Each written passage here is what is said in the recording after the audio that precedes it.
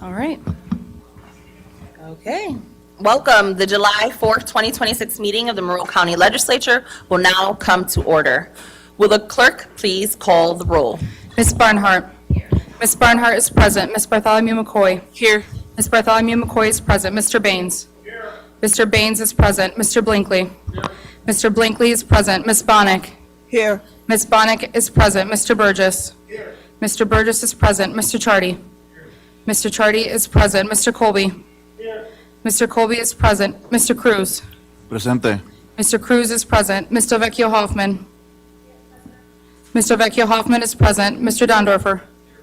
Mr. Dondorfer is present. Mr. Frazier. Mr. Frazier is present. Ms. Hasman. Ms. Hasman is present. Ms. Hughes-Smith. Ms. Hughes-Smith is present. Dr. Jeffrey. Here. Dr. Jeffrey is present. Mr. Johns. Mr. Johns is present. Mr. Keller. Mr. Keller is present. Mr. Long. Mr. Long is present. Mr. Maffucci. Mr. Maffucci is present. Mr. McCabe. Mr. McCabe is present. Ms. McIntyre. Ms. McIntyre is present. Mr. Milne. Mr. Milne is present. Mr. Morris. Mr. Morris is present. President Román. Here. President Román is present. Mr. Sinclair. Mr. Sinclair is present. Ms. Smith. Ms. Smith is present. Mr. Stepherson. Mr. Stepherson is present. Ms. Vasquez Simmons. Ms. Vasquez Simmons is present. Mr. Udelson. Mr. Udelson is present. Okay, thank you. I will now take a point of privilege to move our moment of silence to later in the agenda. Thank you. Can you all please stand as Legislator Baynes will now lead us in a pledge of allegiance? I pledge allegiance to the flag of the United States of America And to the republic for which it stands, one nation, under God, indivisible, with liberty and justice for all. Thank you. At this time, I ask that you remain standing. Without objection, we'll take item number 30 out of the regular agenda order. Item number 30 is moved by Legislator Udelson and seconded by Legislator McCabe, expressing the regret of the Monroe County Legislature on the recent passing of Donald Sheshworth, former Monroe County District Attorney and Superintendent of New York State Police. Madam Clerk. Expressing regret of the Monroe County Legislature on the recent passing of former Monroe County District Attorney and Superintendent of New York State Police, Donald O. Sheshworth, Jr. Be it resolved that the Monroe County Legislature hereby expresses its deepest sympathy upon the recent passing of former Monroe County District Attorney and Superintendent of the New York State Police, Donald O. Sheshworth, Jr. And whereas Donald O. Sheshworth, Jr. was born on September 15, 1941, in Independence, Missouri, and passed away peacefully on June 23, 2026, at the age of 84. And whereas, committed to the pursuit of justice throughout his life, Donald graduated magna cum laude from Graceland College before earning his Juris Doctor from Yale Law School in 1966, beginning a distinguished legal and public service career that would span more than 5 decades. And whereas, following law school, Donald joined the Federal Bureau of Investigation as a special agent, serving as a legal advisor, criminal investigator, and instructor to law enforcement agencies while directing federal organized crime investigations in Monroe County, before joining the Monroe County District Attorney's Office, where he served as Second Assistant District Attorney, First Assistant District Attorney, and in 1981 was appointed and subsequently elected Monroe County District Attorney. And whereas Donald was appointed as the 9th Superintendent of the New York State Police in 1983 by Governor Mario Cuomo, where he modernized the agency by expanding the state police force, initiating the 12 Most Wanted program, implementing sobriety road checks, establishing the Crime Analysis Unit, Forensic Sciences Unit, and Hazmat Unit, and helping establish the New York State Trooper Foundation. And whereas, following his public service, Donald returned to private practice, co-founding Harrison Sheshworth, and later serving as managing partner of Tully Rinke PLLC's Rochester office, while continuing to mentor attorneys and serve numerous civic, charitable, and professional organizations throughout Monroe County. And whereas, Donald is survived by his beloved wife, Marilyn Chance Sheshworth, his children, Cynthia Grace John Thompson, Deborah Catherine Chris Bardeen, and Donald O. Sheshworth III, Brittany. His 5 cherished grandchildren, Hayden and Savannah Thompson, Grace Bardeen, Noemi and Jacob Sheshworth, and many friends, colleagues, and members of the legal and law enforcement communities. While his extraordinary career, unwavering integrity, and lasting contributions to Monroe County and New York State will be remembered with deep gratitude by all who had the privilege of knowing him. Be it further resolved that the Clerk of the Legislature is hereby requested to forward a copy of this resolution to the bereaved family. This resolution was adopted unanimously, with each legislator rising in his or her place for a moment of silence.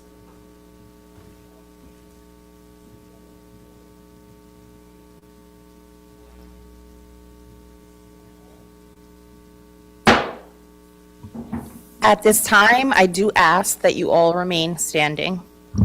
I would like to invite Legislators Cruz and McCabe to lead us in a moment of reflection, followed by a moment of silence in honor of the late Lieutenant John J.J. Joseph, Rochester Fire Department member and International Association of Firefighters, IAFF Local 1071 Secretary. Legislator Cruz.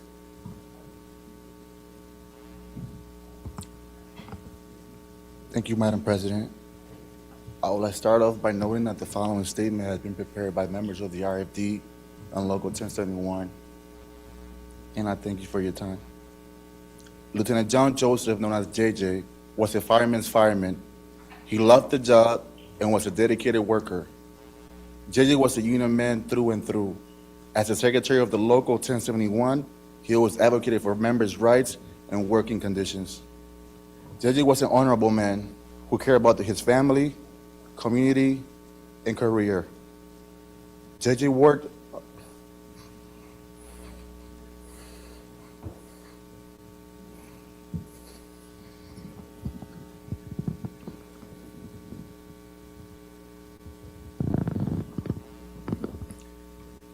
JJ worked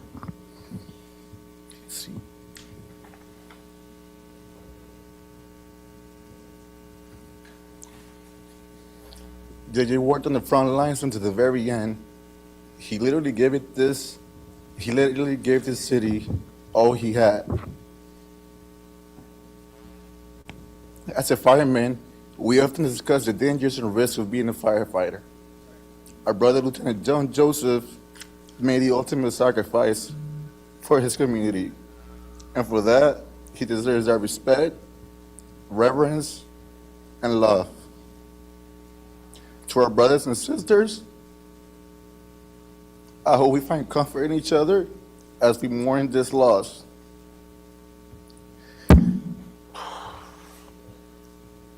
To his family, we love you, and please know that you have the support of more than 500 members. May his life be the bar to which we all aspire.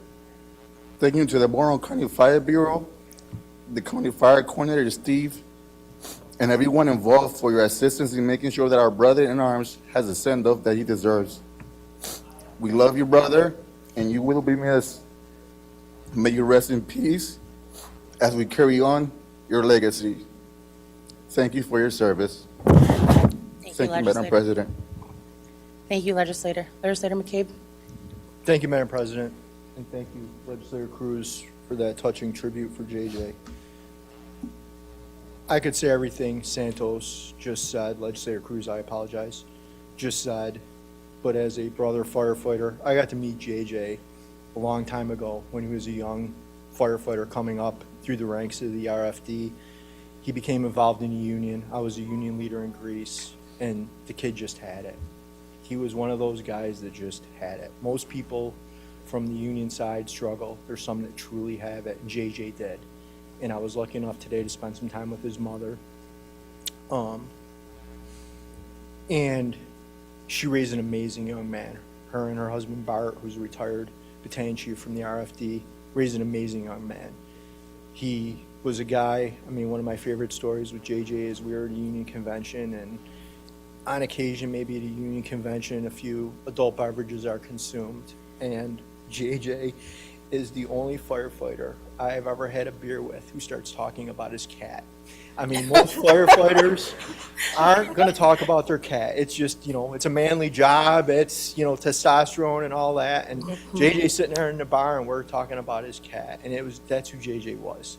He was an amazing young man. This community lost a tremendous firefighter, a tremendous union leader, and a tremendous human being. So with that, I just want to give my sympathy to my brothers in the RFD, the firefighters across the county. Line of duty deaths are always tough on the fire service, and it takes a toll on all of us. So, Yes. thank you. Thank you. Thank you all for those touching testimonies. JJ did touch many of the lives in these chambers, and I thought it appropriate to continue this moment of silence in his name. Okay, thank you.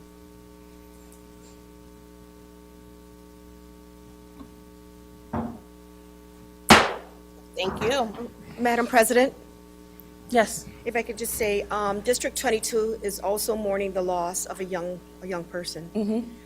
14-year-old Zane Johnson left this world too early.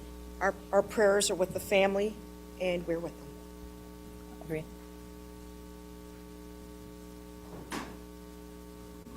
Thank you.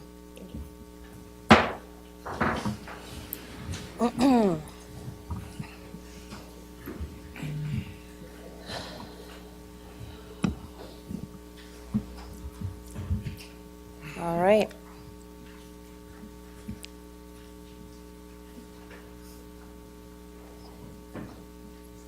Thank you all.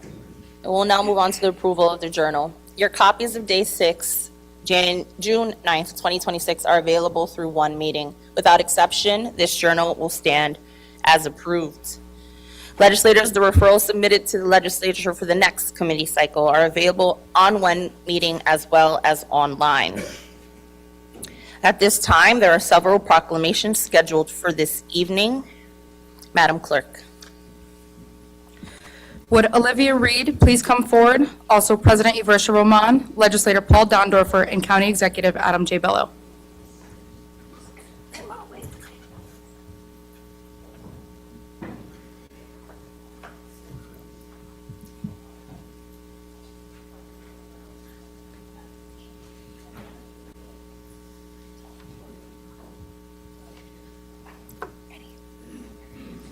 The Monroe County Legislature recognizes Olivia Reed.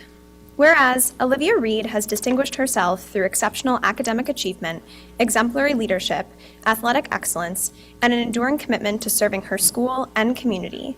And whereas, throughout all 4 years of high school, Olivia earned a place on the High Honor Roll, demonstrating an unwavering commitment to academic excellence, discipline, and perseverance. She was inducted into the National Honor Society, served as a class officer, and was selected as a recipient of the Ibero Scholarship, embodying the responsibility, integrity, and leadership that inspire those around her. And whereas, Olivia made a lasting impact on the Penfield High School by helping establish its first Latino student union and serving the organization as its co-founder, secretary, and president. Through her vision, dedication, and advocacy, she created a welcoming space that celebrates Latino culture, elevates student voices, and strengthens understanding and connections throughout the school community. And whereas, Olivia has also exemplified commitment, determination, and teamwork as a 3-sport varsity athlete competing in golf, basketball, and lacrosse. Her accomplishments include helping her lacrosse team capture a state championship and earning multiple all-county honors, reflecting her competitive spirit and ability to lead by example, both individually and as a valued teammate. And whereas, Olivia further demonstrated her passion for leadership, public service, and the law through her internship at the Appellate Division, 4th Department, and her involvement with the New York Youth Law Academy. Through these experiences, she gained valuable insight into the legal system while helping to educate, encourage, and inspire the next generation of young leaders. Now, therefore, we, Adam J. Bello, County Executive, Yversha Román, President, and Paul Dondorfer, Legislator District 9, on behalf of Monroe County, do hereby recognize and honor Olivia Reed for her extraordinary accomplishments and for the distinction she has brought to her family, school, and community.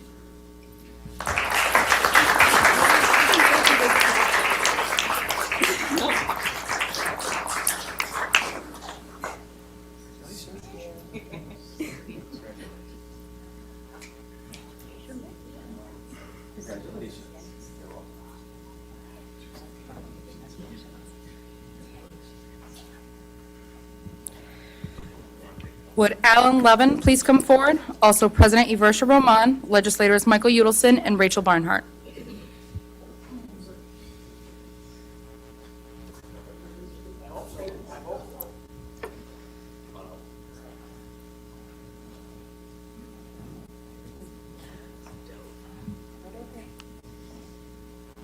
Udelson?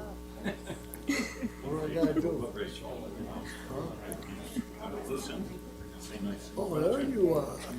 Where's your mommy? Playing poker. Are we ready? The Monroe County Legislature recognizes Alan Levin. Whereas it is the sense of this legislature to honor and celebrate the people and organizations which make Monroe County a better place to live. And whereas, attendant to such concern, the legislature is justly proud to honor Alan Levin, known to generations of listeners as Brother Wheeze. And whereas, his unmistakable voice, candid storytelling, irreverent humor, and unwavering commitment to his community made him far more than a radio host. He became a cultural institution whose career helped define local broadcasting. And whereas, after serving 3 tours of duty in Vietnam, he launched what would become an extraordinary broadcasting career at WCMF-FM, where the Brother Wheeze Morning Circus quickly grew into one of the highest rated and most influential morning shows in the region. And whereas, Levin's programming became known for blending comedy, music, current events, and deeply personal conversations that created an uncommon bond with listeners. And whereas, for more than 40 years, Alan Levin has been more than Brother Wheeze. He has been a trusted companion during morning commutes, an outspoken advocate for charitable causes, a champion of local music and culture, and a singular broadcasting personality whose influence extends far beyond the air. Now, therefore, let it be known that I, Yversha Román, President, Michael Udelson, Majority Leader, and Rachel Barnhart, Legislator District 17, do hereby honor Alan Levin for his remarkable career, generous spirit, and a legacy that will continue to echo far beyond the airwaves on this 14th day of July, 2026.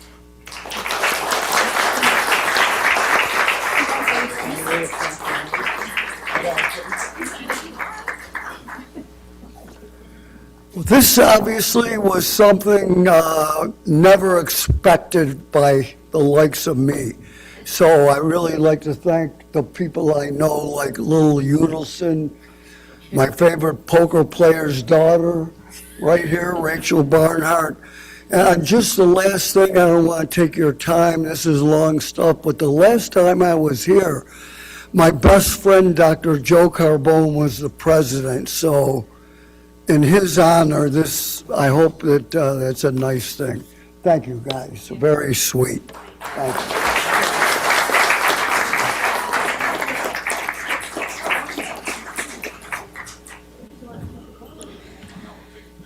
Would Dr. Maureen Finney please come forward? Also President Yversha Román, Legislator Sean McCabe, and County Executive Adam J. Bello.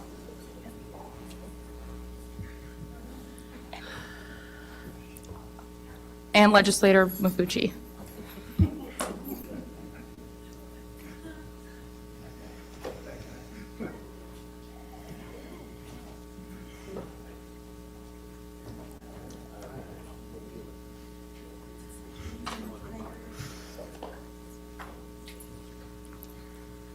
You ready? Yeah.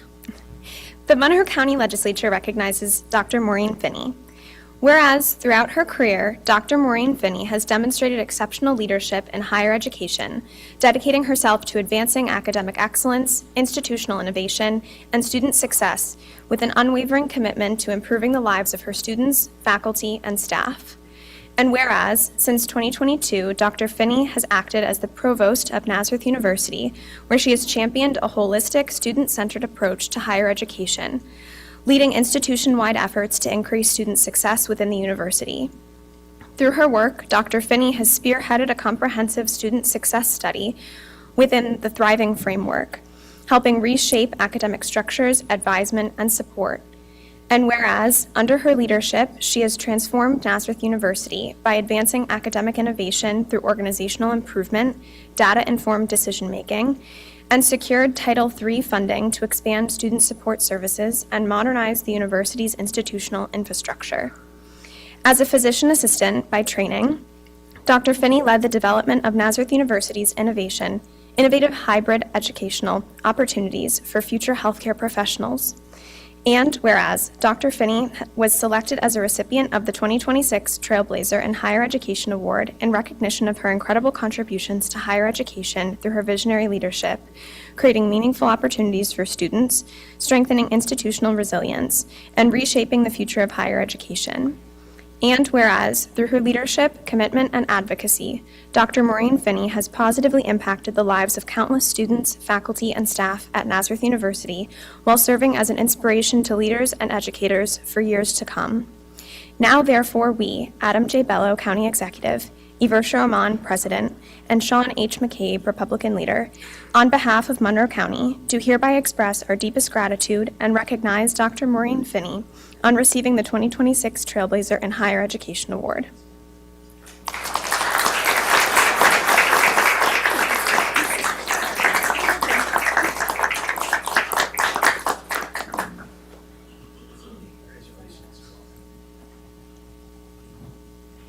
Thank you all so much for this incredible honor and recognition. As we all know, when we do work like this, you never do it alone. So I'm so thankful for the team of excellent scholars and colleagues that I have at Nazareth University. And as you may have heard, I am now the president of Nazareth University. So I look forward to Nazareth's continued impact on the community as an economic driver, as a profound community partner, and ensuring that we just really uplift and strengthen our area together. So thank you so, so very much.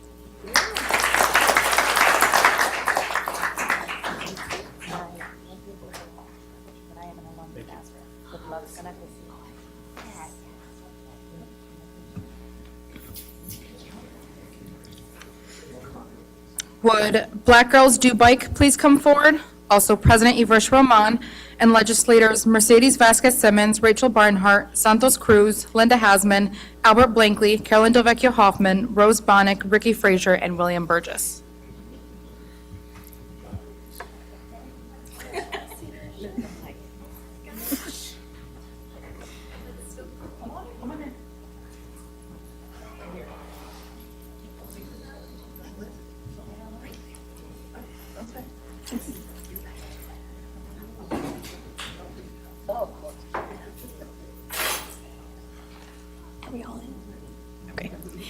The Monroe County Legislature recognizes Black Girls Do Bike.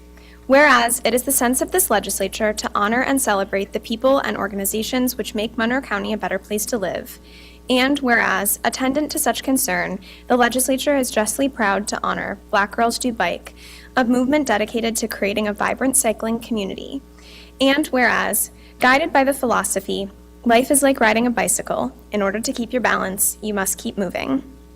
BGDB creates welcoming spaces where women of color, all women, and those identifying as women, can build confidence, develop new skills, find mentorship, and form lasting friendships.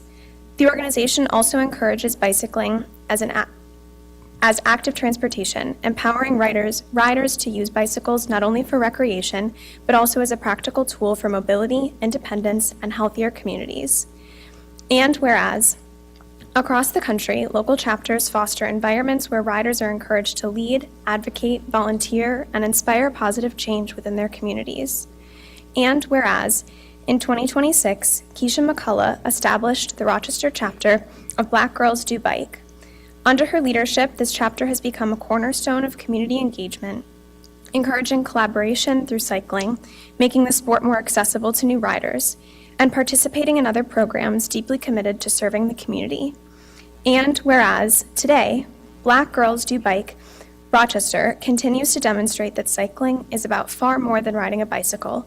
It's about creating community, promoting health and wellness, developing leaders, and ensuring every woman has the opportunity to experience the freedom, confidence, and connection that comes with two wheels. Now, therefore, let it be known that I, Yversha Román, President, Mercedes Vasquez-Simmons, Vice President, Rachel Barnhart, Legislator District 17, Santos Cruz, Legislator District 21, Linda Hasman, Legislator District 23, Albert Blankley, Legislator District 24, Carolyn Delvecchio Hoffman, Legislator District 25, Rose Bonnick, Legislator District 27, Ricky Frazier, Legislator District 28, and William Burgess, Legislator District 29, do hereby honor Black Girls Do Bike and Keisha McCullough on this 14th day of July, 2026.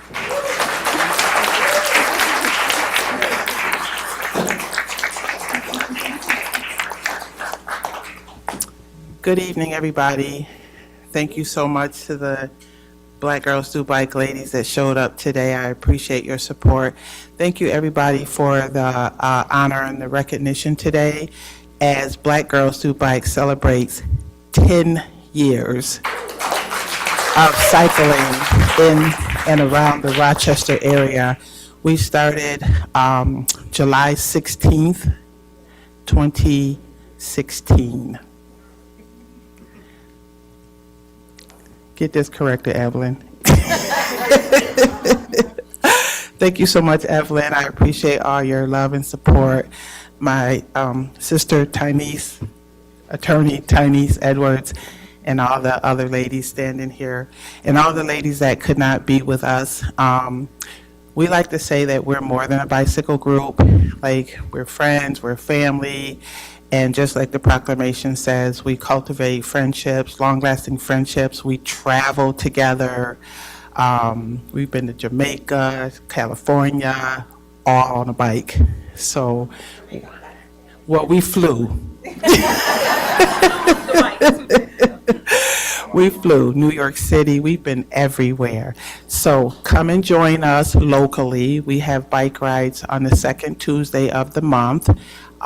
Open to men and women. We do co-ed rides as well. And then on Saturdays in the month of July, we have rides for new and returning to cycling only for women. So come on out.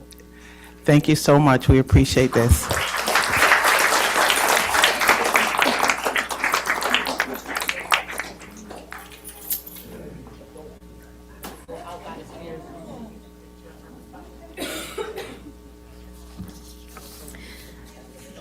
Would Dorothy Reed please come forward? Also President Yversha Román, Legislators Michael Yudelson and Jackie Smith, and County Executive Adam J. Bello.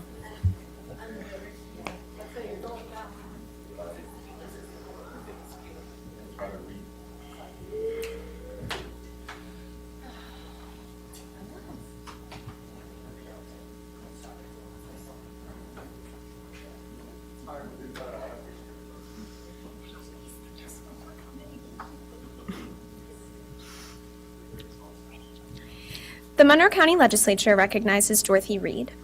Whereas American Gold Star Mothers, Inc. was founded in 1928 by mothers who lost sons and daughters in military service to the United States, and has since served as a nationally recognized nonprofit organization dedicated to honoring the member of fallen service members while providing compassionate support to Gold Star families, veterans, active duty military personnel, and their communities through fellowship, service, and advocacy. And whereas American Gold Star Mothers, Inc. fulfills its mission through countless volunteer efforts, including providing comfort and assistance to veterans, supporting active duty military service members and their families, sending care packages, visiting hospitalized veterans, and offering strength and companionship to mothers and families who share the profound sacrifice of losing a child in service to our nation. And whereas, following the loss of her son, Staff Sergeant Nicholas Reed of Brockport, who was killed in Afghanistan in 2012, while courageously attempting to disarm an improvised explosive device, Dorothy Reed transformed her family's unimaginable loss into a commitment to helping others, proudly serving as both the president of the New York Department of American Gold Star Mothers, Inc., and president of the Rochester chapter. And whereas, under Dorothy Reed's leadership, the New York Department of American Gold Star Mothers, Inc. and the Rochester chapter have continued to faithfully advance their mission at both the state and local levels by supporting Gold Star families through compassionate fellowship and assistance during times of emotional and financial hardship, and honoring the memory and legacy of New York's fallen heroes who made the ultimate sacrifice in service to the United States, while ensuring that their loved ones remain supported and that their sacrifices continue to be remembered for generations to come.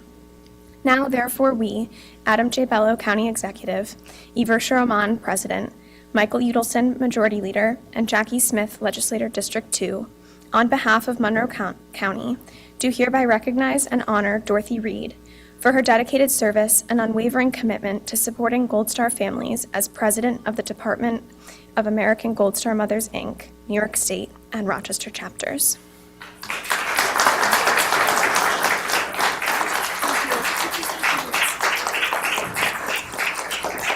I just want to say thank you so much for this recognition, and it doesn't come without a lot of help from a lot of other people. We have a lot of people that are dedicated in this area, whether it be for veterans or active duty military or Gold Stars, to support the military members of our community. So thank you very much for this, and I would encourage you, if you can, to go ahead and get involved in any way we can to help our active duty and our veterans. Thank you very much.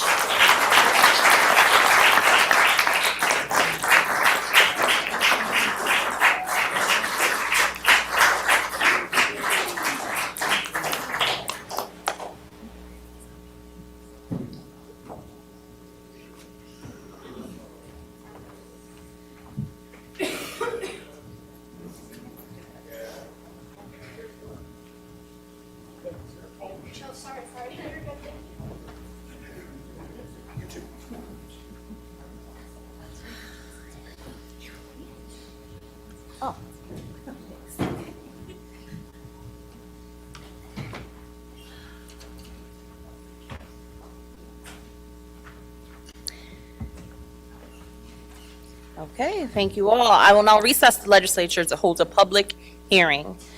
And I now declare open the public hearing entitled Adopting the 2027-2032 Capital Improvement Program. We have no one signed up for the public hearing. Is there anyone else present wishing to speak on this matter? Okay. There being none, I declare this public hearing closed. I now declare open the public hearing entitled Adopting Monroe County Agriculture and Farmland Protection Plan Update. We have no one signed up for the public hearing. Is there anyone else present wishing to speak on this matter? Okay, there being none, I declare this public hearing closed. The July 14th, 2024 meeting of the legislature is now reconvened. There is no formal committee reports scheduled for this evening, and we will not hold the public forum. Thank you to everyone who has signed up for the public forum. We ask that everyone maintain decorum during this time. We will not tolerate any disruptions from the gallery. A second warning will be issued before a deputy will be asked to remove you from the gallery. We do have several people registered to address the legislature. Madam Clerk. If you require assistance, a deputy is available to assist you in approaching the lectern. I will call 3 people forward at one time. Each speaker will have 2 minutes in which to address the legislature. Please do not bring out any signs or props, do not single out any legislator, and please conclude when the buzzer sounds. Thank you for your cooperation.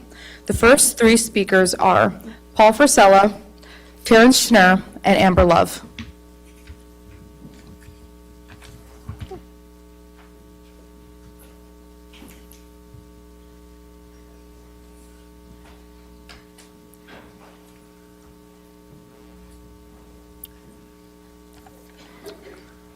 Nancy Reagan was right to just say no to drugs.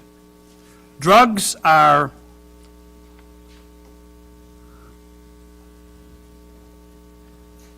toxic and bad for you. But the common cigarette and vaping products are also bad and toxic. Cigarettes have been shown to cause cancer. Cancer is a horrible, painful disease that must be overcome completely. Alcohol may be legal, but it too causes cancer and destroys lives and families. Companies that put out this stuff, the legal but toxic stuff I mentioned, should be restricted much more firmly than they are now.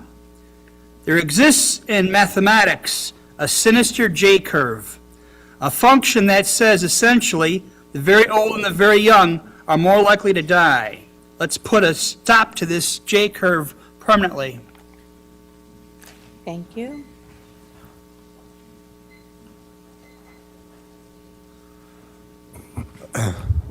Thank you, Madam President. Thank you. even if it were reasonable to doubt that some businesses in Monroe County are already using biometric technology against us, that would not be sufficient reason to oppose tepid restrictions on that practice. We shouldn't have to wait for the prize horse to run away to close the barn door.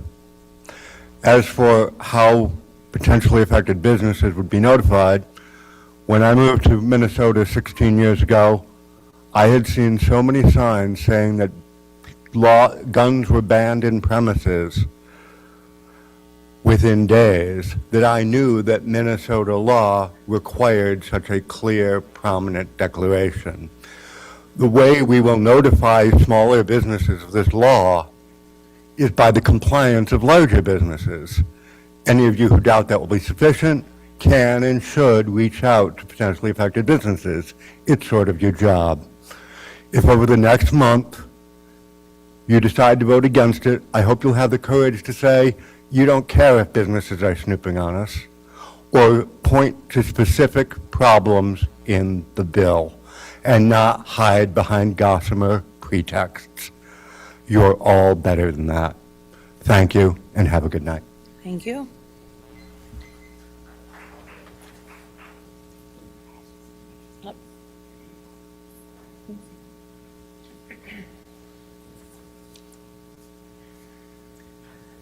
Good evening. Thank you for your time. I stand here today as a mother of 3. On May 26, I was attacked in front of my children, ages 5 and 12, at Charlotte Beach while I was standing in the wood chips of the playground. 4 people assaulted me. I suffered blunt force trauma to my face and back of my head. I had a concussion, I broke my thumb, and I suffer from PTSD. I am very grateful I did not become another murder statistic to add to the crime log that has been unsolved. What if they had a gun or a knife? I would have bled out in front of my children. I could have died from the multiple punches in the back of my head. I gave the police department pictures, license plates, and asked them to view cameras that they said that did not exist. After pressing the issue and letting them know I seen the cameras, the police said they could not see the altercation. The police say they are observing the park. They are not. I have watched them in air-conditioned cars talking to each other, not paying attention to the alcohol and drugs being used, intoxicated driving, child neglect, and child endangerment. After that night, I have received a phone call to assure me that even if there was video evidence, they could not do anything, and that came from one of the captains. My daughter still talks about that today. I must lie to my 5-year-old because she needs the reassurance that my attackers are in jail, which they are not. I must constantly look behind my back and observe my surroundings. I am on edge and cannot enjoy the time spent with my children. The police need to be outside of the cars walking along the beach and not just on news outlets pretending to be. I want justice and accountability. I want better cameras for the city, for the safety of our children. We need a new plan. A teen curfew like the mayor proposed isn't going to make much difference. My assault happened at 8:30 on a Tuesday night. I have come here to plead to a resolution, and with that, I yield. Thank you. Thank you.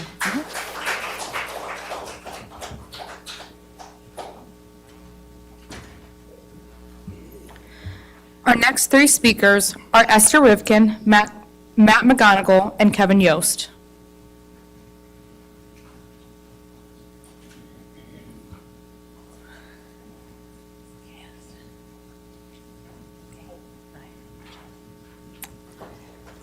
Good evening, everybody. My name is Esther Rivkin, and I'm with Citizen Action.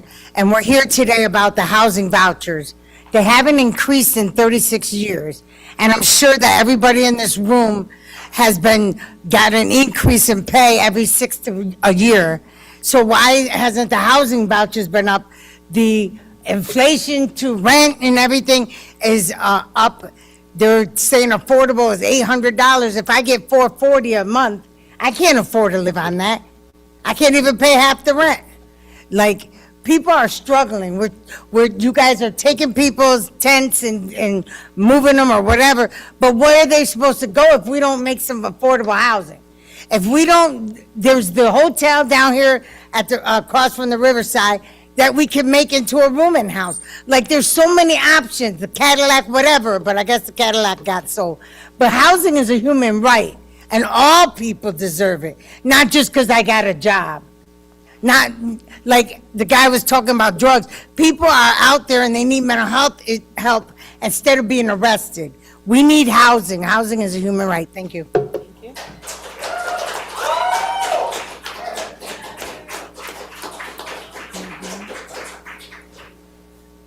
Good evening. My name is Mac McGonigal. I was here last month talking about the clerk's fees, which I think are outrageous, and that's the focus tonight of the discussion. I would preface it by saying I'm not a member of either political party. I did vote for the clerk, and I think what happens at the clerk's office has got a lot of problems. So basically, the clerk is very proud of the fact that she calls it a revenue stream. Well, it's, for the people, outside the legislature, it's a profit center, okay? She refers to it, when you hear a revenue stream, it doesn't get the same impact. It's profit, okay? So she charges a bunch of fees, $90 million across 13 years, when she had about $90 million over 13 years, when she only had about 40-some million of cost. Okay, so we're talking about like 100%, okay? And the problem is really, what does she do with the fees? Okay, so the fees get slid over to the county. Okay, so what does the county do? Well, supposedly, this money gets, she identifies property owners as getting, returns. Well, I have a list here, and there are many people who go down to the pay fees at her office.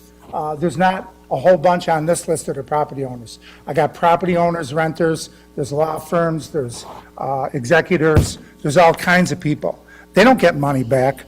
So it's really not true what she says. What about everybody else? The other thing is, I'm not a lawyer, but I marked it on here as legal questions. Maybe it should be legal ethical, I don't know. I can finish up pretty quick. Is maintaining a long-term surplus consistent with the statutory purpose of these fees, especially if a substantial portion of the fee payers are not the property owners who may or may not benefit from lower taxes? The other thing is the fee functioning more like a revenue raiser than a cost recovery? What is it? Okay, please wrap up. All right, I have one more sentence, please. Why add new fees during all these years when the clerk had ample money, resources to get all the digitization done? I need you to wrap prior up. to this idea of now we need to have fees for all this digitizing. It should Sir. all be done. Thank you She very had much, plenty sir. of money for Sir, many years. thank you. And she didn't do it. Thank you.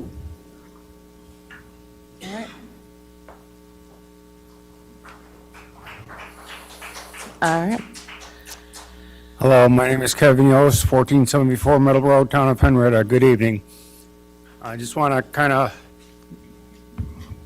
wrap up on what I started discussing a few months ago before time kind of ran out on me. Like I said, I understand why we have to have the security in the county hall and other county facilities and just about any other government entertainment venue like we do. Though when I did come into this building within the past hour this evening, I'm glad that we no longer need to remove our belts coming through. That we just need to empty our pockets in the bucket and then they wind you down. No longer have to put your belt and put it back on again. However, if it's all possible to simply take down the barricade down here and reopen the men's restroom anytime the public men's public restroom anytime the county office buildings open and simply have guards at all the, guarding all the offices in this store here. That'd be great, since women don't have that restriction not being near any offices on this side.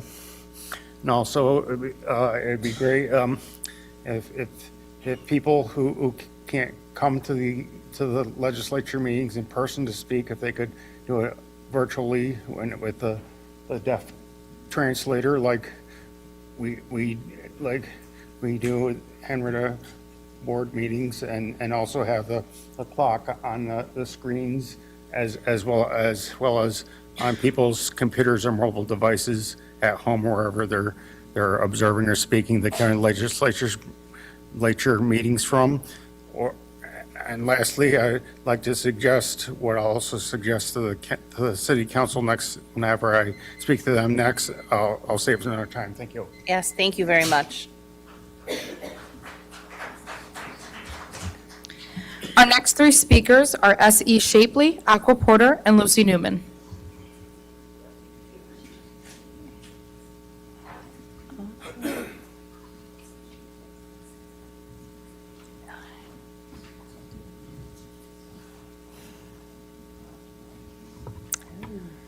Hello, I'm here today to talk again about housing. I think housing is a basic need, and providing it is something that is needed in a flourishing society. I also believe that it needs to be free and accessible to everyone. Housing is where we build our most intimate lives, where we create homes. To not provide for housing is to make a declaration that this isn't a home for all, only to some, and the some are the ones who can afford to pay. And when we look at the history of this government and the way this government was created, we learn that those some are usually white cis men, and that for a long time, only white cis men who own land could participate in this government, which is a settler government that did not create a home for all, only for some. To call a place a home is to recognize that there is care needed in it, care for the land, those who live on that land. It is not care to leave people unhoused, struggling on the streets to provide for their families and themselves, struggling to provide for housing. I'm here today to ask this governing structure to start thinking of the work you do here as creating a home for the land, for the inhabitants of that land, all of them. You are the stewards who are meant to represent the people. That means that you give out housing that is safe, secure, livable, responsive to the environment, and cared for along with the inhabitants living within it. That is your duty as determined by this governing structure. And so there is a need to create policy built for all, not just for some, like in the past, to represent all people and to create a home for all. It is a deep responsibility, and I hope you understand what the people are demanding, not just housing, but a home, one built for all. Thank you.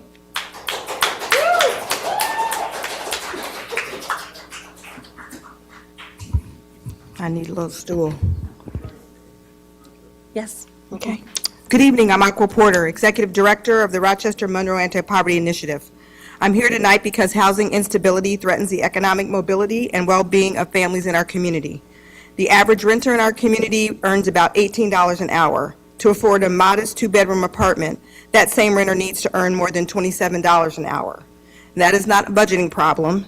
That's not a personal responsibility problem. That's a structural problem. At our MAPI, we are working alongside Monroe County and community partners to address this crisis. For 2 years, we have advocated for New York State to fund the Housing Access Voucher Program. Last year, New York State allocated $50 million statewide to launch the program. Monroe County anticipates providing vouchers to several dozen local families, with 18 households receiving assistance so far. We are also partnering with the Department of Social Services on a student eviction prevention project focused on preventing families from losing their homes. As part of that work, DSS is exploring the integration of up to 2 years of rental assistance to help families achieve greater housing stability. The county's housing navigation program, launched about 18 months ago, helped nearly 100 families find housing, and 90% have remained housed 6 months later. Yet this successful program will end this October because there is no funding to sustain it. These efforts are making a difference, but they are not sufficient to meet the scale of the need in our community. State funding remains limited. Promising local initiatives are at risk because funding is not sustainable, and too many families continue to face housing instability without access to assistance that could keep them safely housed. We do not lack ideas. We do not lack partnerships, and we do not lack evidence about what works. What we lack are sufficient and sustainable resources to meet the scale of the need. Tonight, our MAPI is asking Monroe County to declare housing stability a priority and to commit to work together with us to find additional local resources for rental assistance and housing stability. We know what works, now we must choose to invest in it. Thank you. Thank you.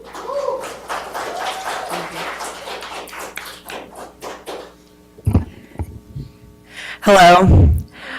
I'm here once again to ask you to do something about the housing crisis here in Rochester. It was 95 degrees out today. There are people who are homeless who have to sit outside all day. Every day, they have to figure out how they're going to get food and water and don't have anywhere to go inside to cool down. I see that you all have pitchers of water on your desks, which is great, genuinely. It's important to stay hydrated on a day like this. But why is that something that only some people have, while others are stuck outside all day, struggling to avoid a heat stroke? With the cost of everything going up like it has been, more and more of us are on the brink of eviction. Our housing crisis is getting worse. Our communities are suffering. We have some legislation on the table that would provide 125 families enough money to pay their rent for 1 year. This is a pilot program that would cost $2 million. Don't tell me you don't have $2 million when you invested $34.5 million in county funds, plus more from the state, in the zoo. That's pennies in comparison. If you have the money to house animals as a benefit for middle-class residents of the area, you can make room for $2 million to help some people who really need it. This legislation has been proposed before, and you didn't do anything about it. Why is that? You just let it sit there and hoped it would be forgotten. Perhaps you were worried that voting on this legislation one way or another would look bad on your record. Well, not voting looks bad too. You have been neglecting the city of Rochester and Monroe County by refusing to take action on this crisis. But it's not too late. Make room for this legislation in the budget and pass it. Thank you. Thank you.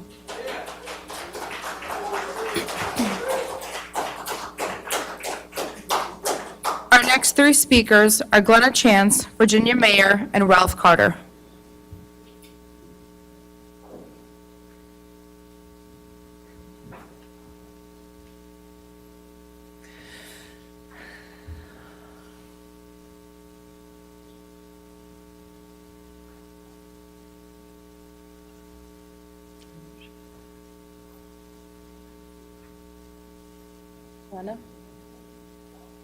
Glenna.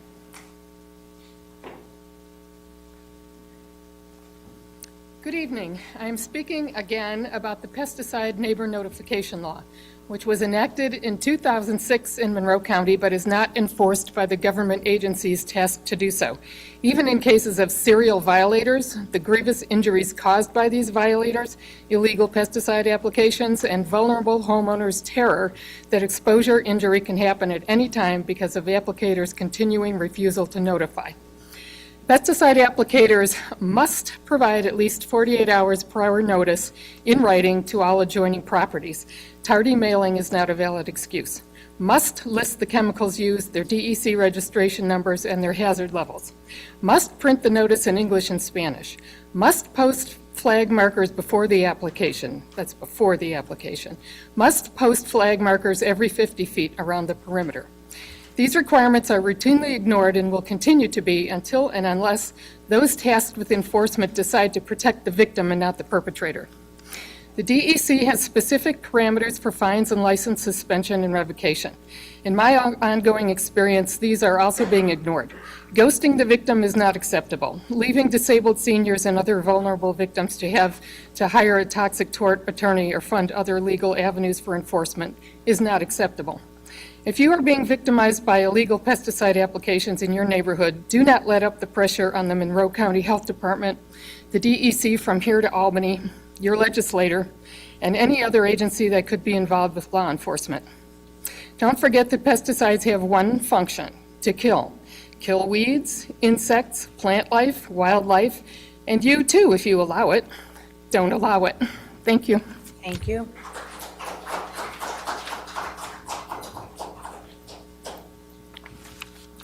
Hi, I'm a member of Color Your Community Green, and want to mention that the very hot day today and the air quality problem that we're going to experience in the next couple of days is evidence of the urgency of our fight against climate change.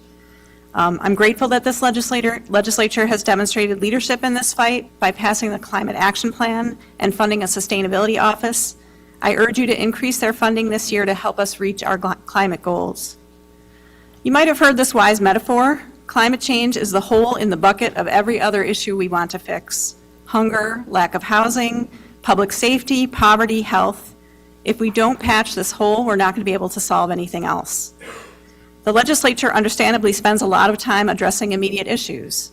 I'm here to ask you to prioritize that your proposed fixes also address our climate crisis. And I have an immediate issue.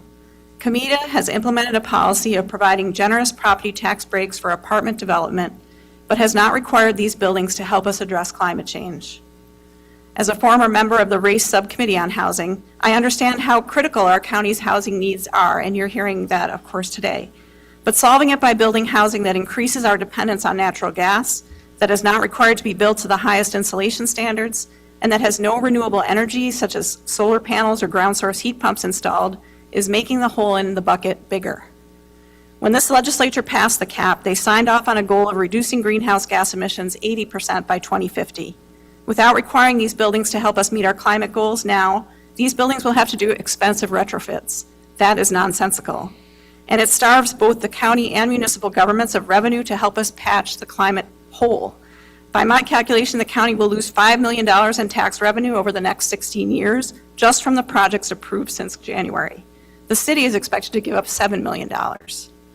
I know Comida is an independent agency, but it is not immune to political influence. I urge you to request an immediate pause in these housing tax abatement approvals until they align with our climate action plan. Thank you. Thank you.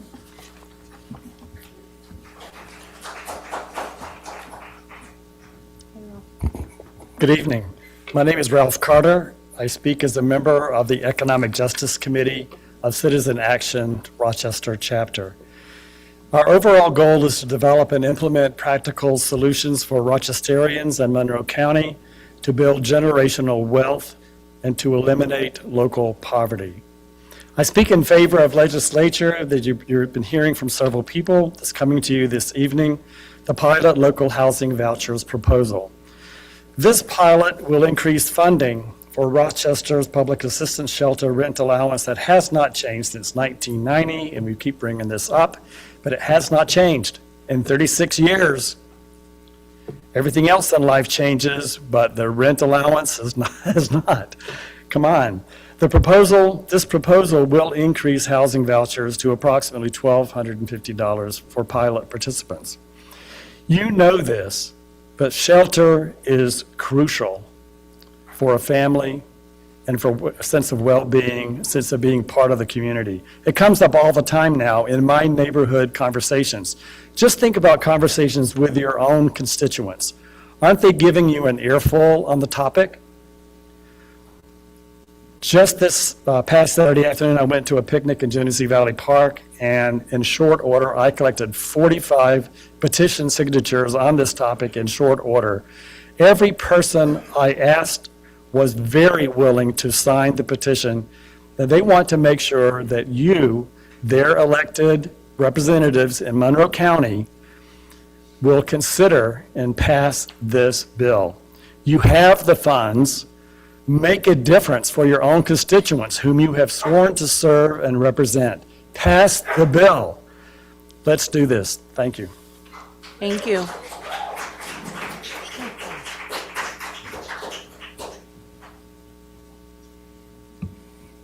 Our next three speakers are Jalil Montekim, Christopher Guzman, and Amy Diamico.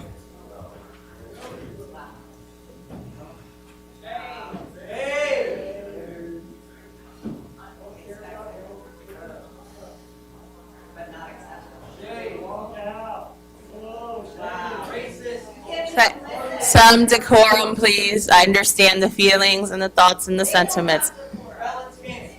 There you go. We will listen to everyone in chambers.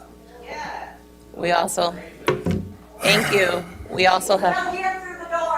That's it. All right. I want to hear what you're saying, so let's listen. Thank you. First of all, I want to thank everyone here. You me the opportunity to speak about issues that is very critical to our communities.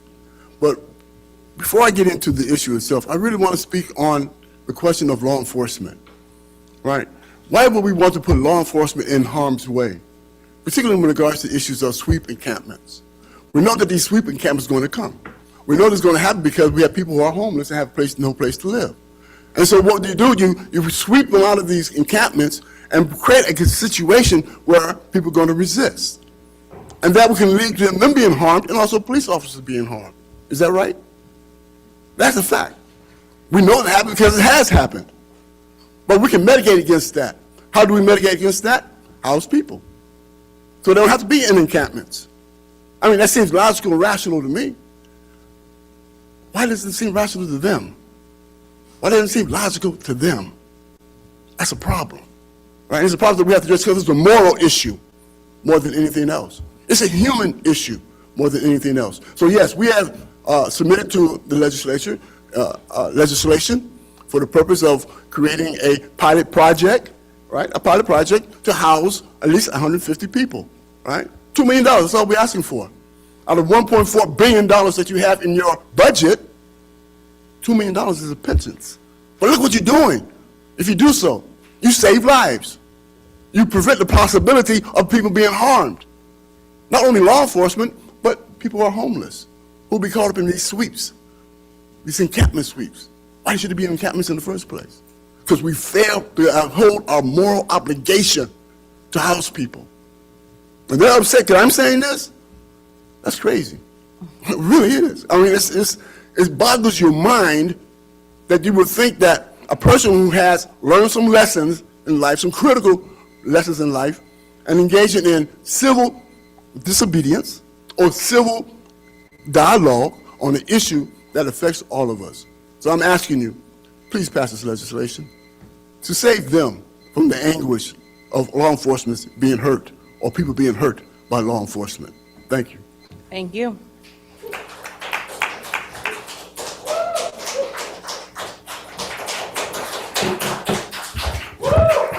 That's it. That's a great man right there. That's it. Thank you. Go ahead. Okay. Hello, everyone. My name is Christopher Guzman, and I'm part of Citywide Tenant Union of Rochester and Citizen Action of Rochester, New York chapter. I'm here to talk about a few things. Housing vouchers, public assistance. We all need it. We all need a safeguard against the rising cost of living. Right now, there's a war on the working classes. And it is a fight that the working classes are losing. Right now, millions of tenants are burdened by the reality of life in America, battling the rising costs of gas, food, clothing, electricity, and so on and so on and so on. Right now, the county has over $25 million for housing vouchers, yet we're only spending $4 million in the county. Where's the rest of that $21 million going? It's not going to the tenants, that's for sure. As part of Citywide Tenant Union, I've seen the worst of the worst slums in the city.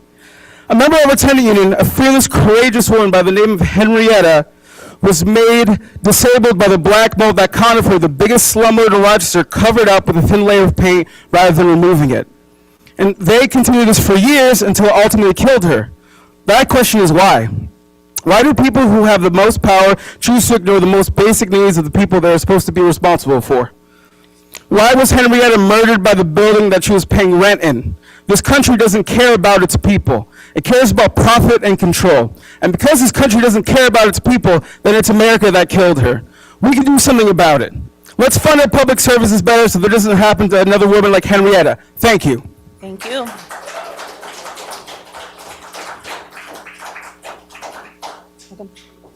Hi, my name is Amy Diamico. I wanted to start by thanking the Democratic Caucus for meeting with Citizen Action in a meeting to talk about the housing pilot. I wanted to answer two questions that came up at that meeting that I didn't have a chance to address. The first was about DHS sanctions. Do we have any power to avoid them locally? We do. We could begin by using legally required conciliation processes to help people explain why sanctioning them didn't make sense and undo their sanctions. One reason people get sanctions is because they don't find apartments fast enough. No wonder. It's impossible to find an apartment at DHS state rates. So they get sanctioned, and then they get kicked out of hotels where they're staying with their families, or emergency shelters where they're staying as single adults. Vouchers are the solution for that irony for 125 families. It allows them to leave overwhelmed family emergency shelters and into homes. The second question was, why should scant property tax income go to fund property? And I think the question was saying, okay, most of our money is federal money or state money. We only have a little bit locally. Why should we use it for property? And that seemed like a smart question, but on reflection, I thought, why are we spending it for anything else? We should start with the basics. That's what it should be for. And to be clear, housing vouchers are an incremental reform that will give more money to landlords. So it's pretty conservative. Yet this stopgap solution, although it's just incremental, it's just a reform, it's the only one in sight for these families. And they're exhausted with the reality of living in shelters. And people in emergency shelters are not home yet.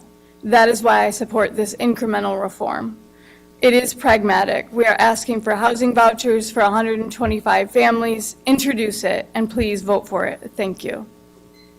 Thank you.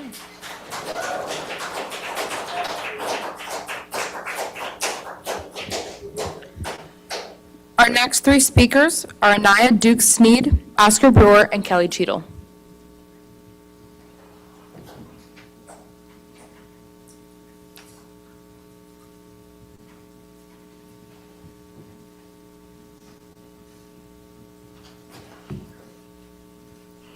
My name is Anaya, and I'm here on behalf of the Rochester Coalition of Citizens Action because housing is not a luxury, it is a basic human need. On June 15th, 2026, our coalition met with the Democratic caucus and presented proposed legislation for a pilot local housing voucher program. The proposal is simple, practical, and urgently needed. We are asking Monroe County to invest $2 million in a pilot program that would increase local housing vouchers from $440 a month, a figure that has remained unchanged since 1990, to $1,250 a month for 125 families, bringing the program closer to today's housing market after 36 years of rising rents and living costs. This program already has 600 signatures from members of the community. Think about what $440 could rent in 1990 compared to what it can rent today. The answer is very little. Meanwhile, families, seniors, veterans, people with disabilities, and even working individuals are struggling to find safe, stable housing. Many are forced to choose between paying rent, buying groceries, or filling prescriptions. Others cannot secure housing at all because the voucher simply does not match the reality of today's rental market. Monroe County has a $1.5 billion budget. We are asking you to dedicate just $2 million to test a solution that has the potential to keep people housed, reduce homelessness, and strengthen our community. Stable housing leads to better housing outcomes, better health outcomes, improved educational opportunities for children, greater workforce participation, and lower long-term costs for emergency services and shelters. This is more than just a budget decision. It's a statement about our values. It's an opportunity to show that Monroe County is willing to invest in people before they fall into crisis, rather than paying far more after they do. I urge each of you to support this pilot housing voucher program. The need is real, the proposal is reasonable, and the time to act is now. Thank you for your time and consideration. Thank you. Madam President. I'm sorry, can we have security please open that back door, please? Thank you. Thanks. What? Good evening, everyone. I'm Kelly Cheadle. I live in the Park Avenue neighborhood. I believe caring for our community is a group project. Everyone has a role. Neighbors, nonprofits, the city, the state. Tonight, I'm here to remind you of yours. to provide assistance and care to people in need. Housing is one of the most basic forms of assistance and care. Without a stable place to live, it's harder to keep a job or stay healthy. It's harder to take care of your children, manage a disability, or even recover from a crisis. Housing is the foundation that makes every other human service that you provide sustainable. We are in a housing crisis. Household budgets are stretched beyond their limits. Yet New York State is still expecting people to find housing in 2026 with a shelter allowance from 2003. Group projects are hard. When Albany falls behind, the people closest to the work are left to pick up the slack. Neighbors are stepping up. Nonprofits are stepping up, but we simply cannot keep up with the demand. Monroe County has the tools that most of us do not. Use them. Supplement the state's shelter allowance with local funding, and stop failing families in Monroe County. Thank you. Thank you.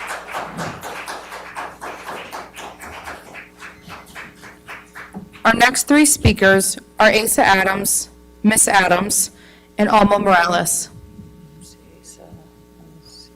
Where is Asa?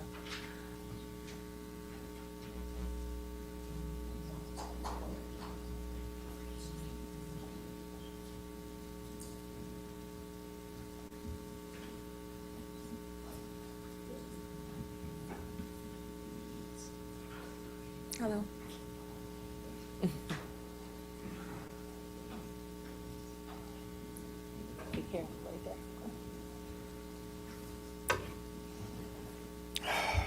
Hello, everyone. Hello. Hope you guys had a good summer vacation. I know I did. Toronto, I love you. Now to business. Now you can time me. Since I've been gone and returned, you guys have really lost your mind again. Do I have to actually come here and actually get a job in this place so you guys get this thing right? Because a couple of you from County Ledge need to be removed from office. And I'm going to tell you, a lot of you won't be here. And if you know the area I'm looking at, I'm not looking at them. Because you guys are not doing your work. Oh, I ain't forgot about y'all. But y'all got to get this right because the community is falling apart. I have a family living with me who lost their home because of rent. And you know something? DSS need to be reorganized, and you guys better do something about it right, because they're serious.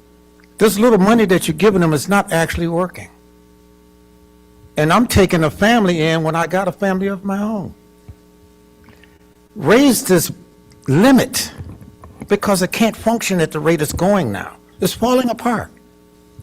When I first came to Rochester in '59, it was a place to live, a place to be, guaranteed a future. Somewhere along the line, the ball got dropped on all of y'all. And I don't know where the hell it went, but y'all better find where the hell you lost it at. Because in a few years, you're going to have more teenagers on these streets homeless. And do you think I'm joking? You guys, I'm talking about all of y'all, need to take a grand tour of Main Street, over by the bridge, the park that's sitting there, and see all the homeless children that are there. This has got to stop. Because if I have to keep raising hell, I'm going to take it to the next level. And you won't like that. But I love it, each and every one of you. And to some of my Republican friends, thank you. But to the Democrats, get this damn game together. These people need you, and they need you too. All right, thank you.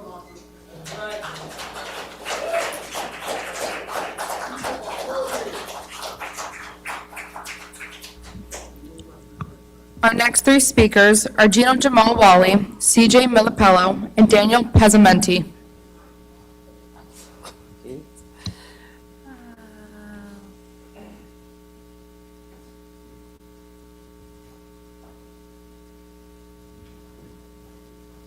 Welcome. Hi. Yep. Hi, My name is CJ. I'm here with Citizen Action of New York. Y'all know what I'm here for. We got to raise these housing vouchers. It's, as I said, it's been 36 years since someone's done something about this.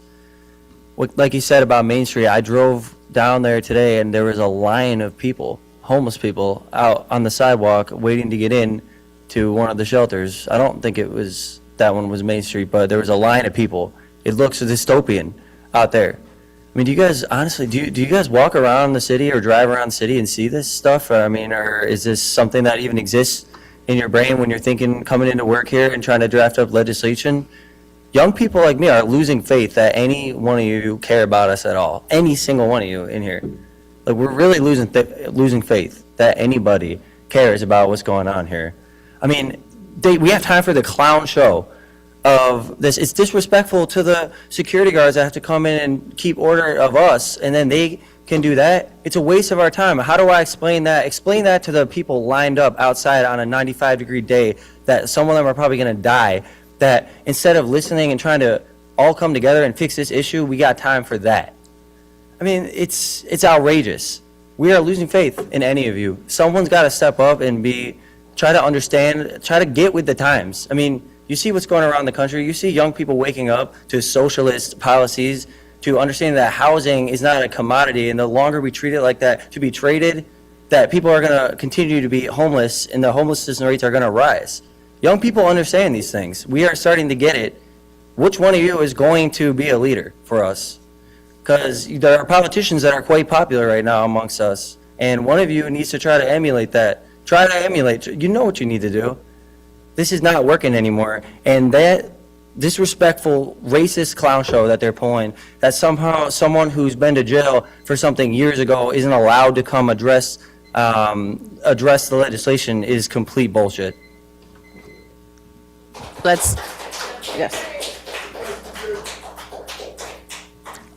Just for the record, let's make sure we do not use profanity in chambers. Thank you.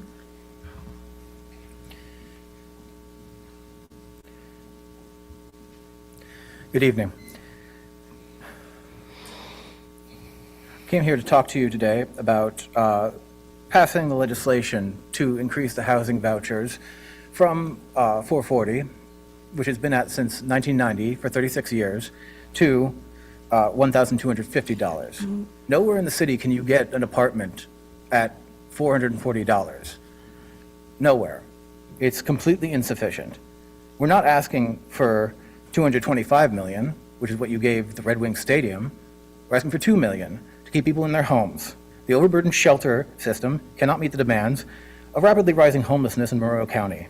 A responsible government body should act in accordance with the New York State Constitution, Article 17, Section 1, which would take steps to reduce the risk of homelessness to people and keep people in their homes.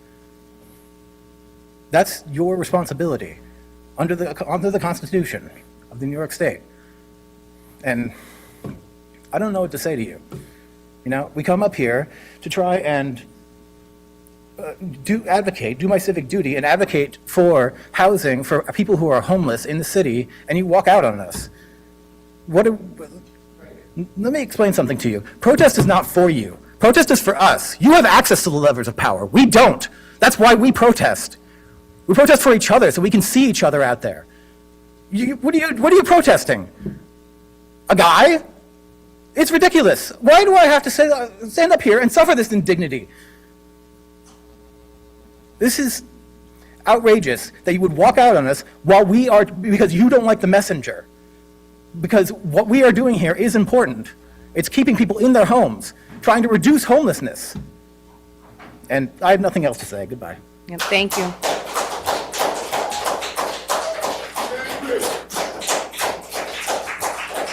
Our last two speakers are Jay Odell and Kevin Lockhart.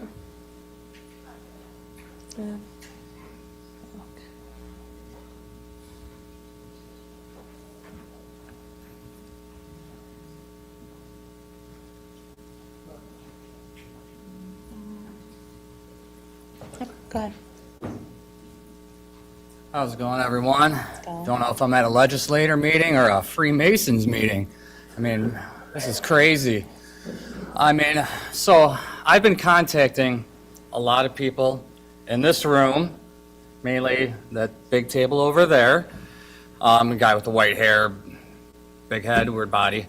And I've been asking for someone to step in and do something because I've been going to court now for 2 years with a fraudulent indictment. I mean, fraudulent court case. I get no documented stuff from the courts for when I have court, no nothing. My daughter was kidnapped with help from the court. I also know that there is child trafficking going on in this county. A lot of people at the big table know what's going on. They refuse to say anything. They're quiet about it. They don't want to do nothing. And why? My feeling is, I'm not 100% sure, but I think they're involved. And you want to talk about money, where it's all going? Okay, let's talk about the assigned counsel program. I have an assigned counselor where the assigned counsel program tells me that this is my attorney, but yet a month later, this guy tells me he was never assigned. How are they getting paid? Then you got the SPCC, which is letting people come there, families, for supervised visits without court orders. How are they getting paid? And then, building families first. That's just another money laundering facility because I was sent there to have visits. I signed the papers. A couple weeks later, they denied me. That's the second time. They got my money. They got my signature. I went to it on St. Paul Boulevard. I walk in. It's a gym. No toys, no kids, tables and chairs. I mean, what's going on here? And then the guy had a $10,000 grant from Monroe County. How? How are the courts sending people there? And then, too, I'm posting all these videos on Facebook, and who's watching me? The mayor, Bello, his wife, detectives, ex-Grease police, this and that. But yet no one can call me to say, hey, Mr. O'Dell, what's going on? How can we help you? No, they want to watch me to see what I'm posting, to make sure I'm not posting anything wrong. Well, everything you guys are doing wrong, and every one of you is involved. If you guys are letting this happen and you're the ones paying it and you hear about it, you guys should be arrested too. I mean, this whole thing, I mean, I come in here and just, it's evil what's going on here, and half of you people should be in jail. Thank you. Please, Rep. Thank you. All right, welcome. Thank you, Jamie. My name is Kevin Lockhart. I'm the Webster Town Supervisor candidate in the November election. Tonight I'm asking the Transportation Committee for assistance with a 59-meter sidewalk at 880 Hard Road in the town of Webster. I'm seeking county grant assistance to construct a sidewalk to the senior center at the intersection of Jackson Road and Ridge Road. Miss, let's pause the clock for a second. Miss Legislature President, it's my official title. I'm not electioneering, and this isn't an election site. So can you, what is the, what's the point of order about? I'll address through the chair, that's okay, but I just want to, I'm just concerned about my time, because I'm advocating tonight for my constituents. So you just go ahead, advocate for your constituents as Kevin Lockhart. Town supervisor candidate in Webster. No. Tonight, let's move past this, Are any of you lawyers? Which one are you lawyers? Come on, I mean, can we get back to this through the chair, right? Okay. If you were elected in this body, yes, but not as a guest. Okay. Tonight, I respectfully request Monroe County to release grant funding to the town of Webster without requiring matching local contributions to include a sidewalk at 880 Hard Road, even as a contingency within the Bay Road Lane revision project. 880 Hard Road is a pedestrian connection between Webster Town Hall and a nearby senior living center. Hard Road is a town road, but I am appealing to the county because Webster does not have the financial capacity to complete this project on its own, and I will not be raising property taxes to generate additional revenue. This issue is urgent. Last month, Jackie, a 92-year-old Webster resident, fell and broke her hip while attempting to navigate her walker along a dirt path between the Webster Public Library Plaza and the Senior Living Center. Jackie is the second elderly resident to suffer a serious injury this past month because of an avoidable pedestrian hazard. Webster is burdened with $120 million in debt from previous administrations. We are unable to fund this sidewalk project. 15 more seconds? You can wrap up, yes. Yeah, please reach out to myself, the Webster Town Board, or Highway Superintendent Pat Stevens to discuss a path toward funding these critical sidewalk improvements. Thank you. Perfect. Thank you. Thank you. This concludes the public forum. Thank you very much. We will now proceed with Thank you very much. We'll now proceed with the consideration of local laws. Will the clerk please read the first item on the agenda?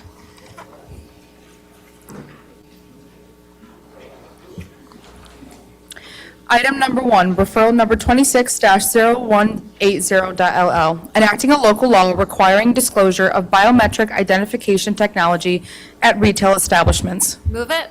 Second.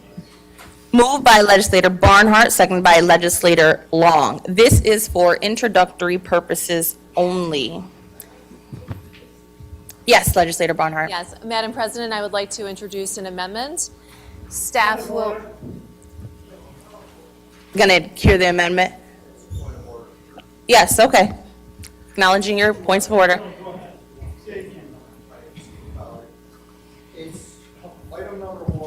Can you speak into the mic, please? Sorry, I didn't turn it on. Thank you. I got your Item back, one Marty. is, pardon? All right, thank you.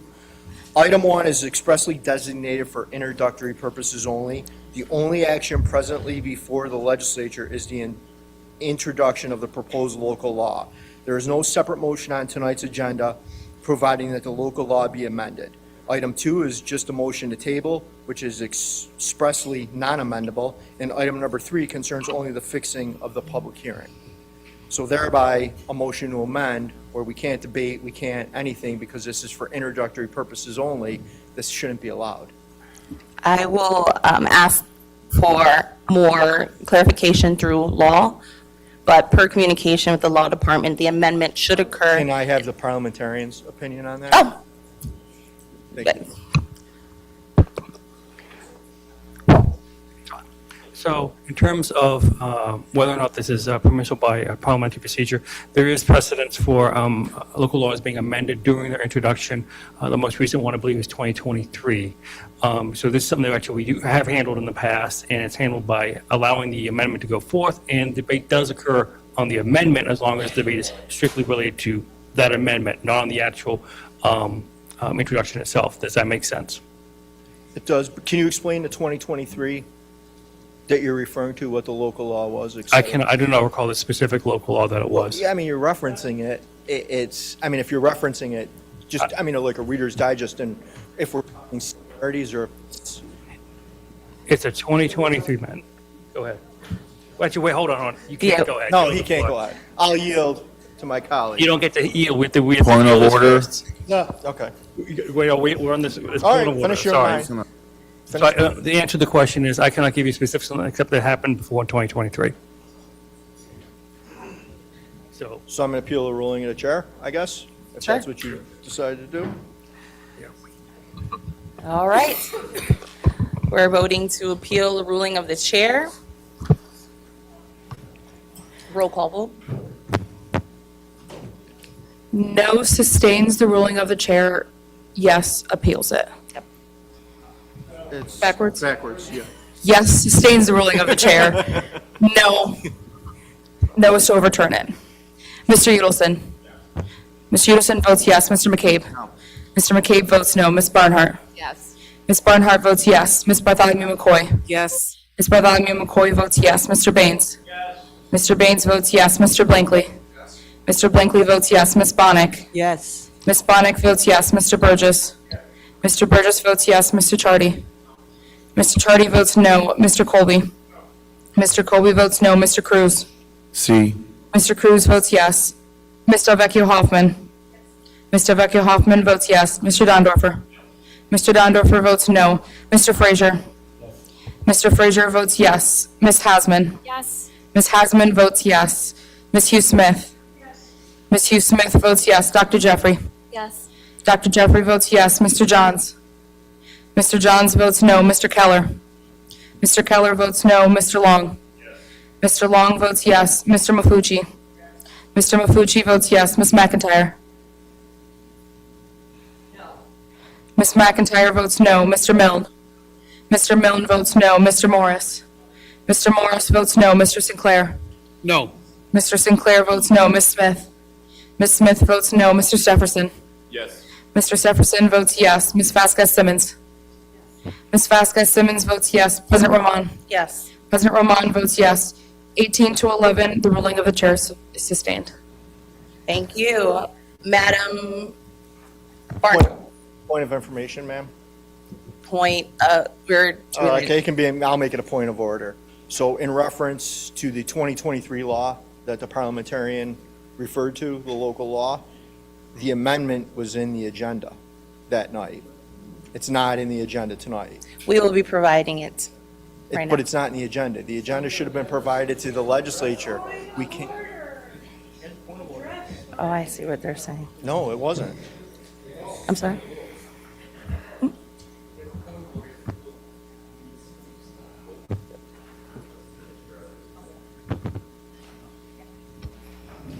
All right, so that was another point of order.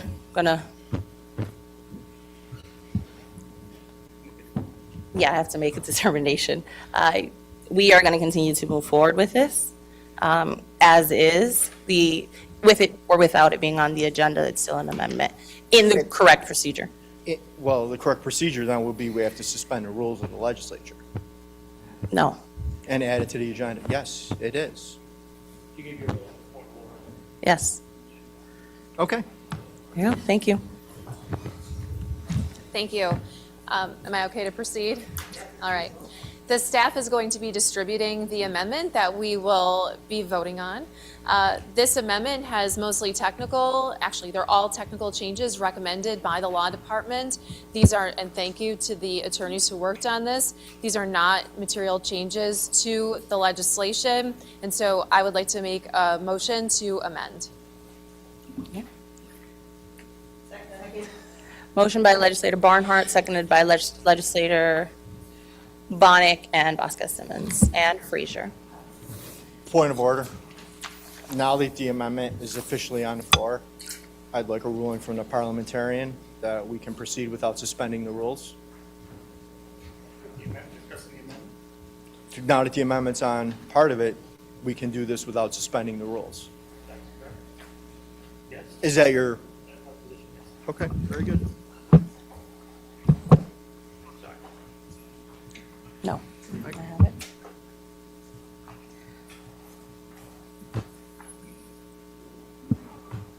At this time, we can take a few minutes to look at the amendments. My understanding is that amendments were provided ahead of time to both caucuses.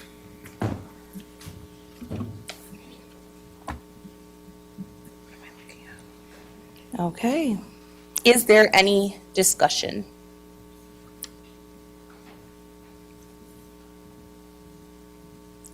Legislator Baynes.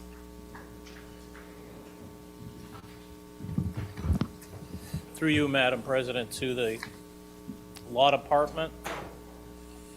Would you respond to the observation, please, that nothing about the changes to the language constitutes a substantive change in terms of how the law will be implemented and applied, and that goes to form? Would the county law department agree that the changes reflect that description?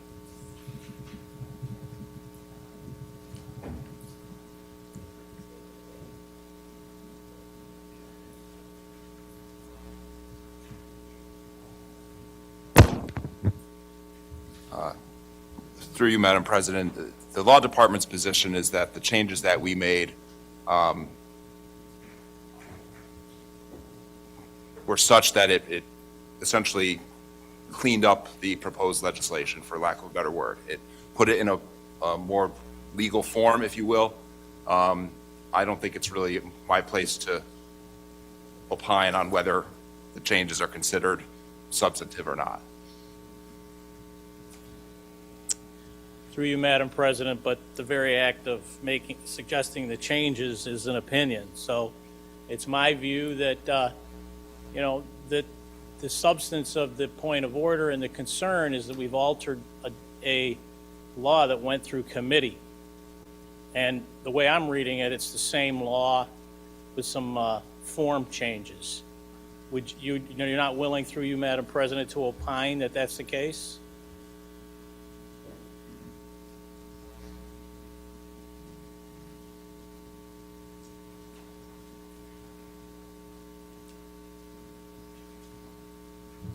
through you, Madam President, again, the changes that we made were to form, not to substance. Whether somebody believes that they were substantive changes is subjective. Okay, thank you. Any other discussion on the amendment?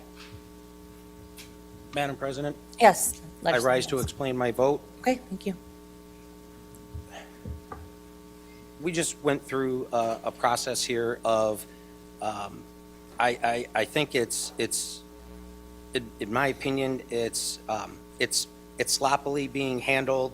It's, we had an opportunity back when this was initially put forth before the legislature to make changes, to pause, to make what were some pretty obvious and egregious changes. At the time, it could have been withdrawn and gone through and everything cleaned up appropriately. I personally think that the original legislation and introducing this amendment is fatally flawed.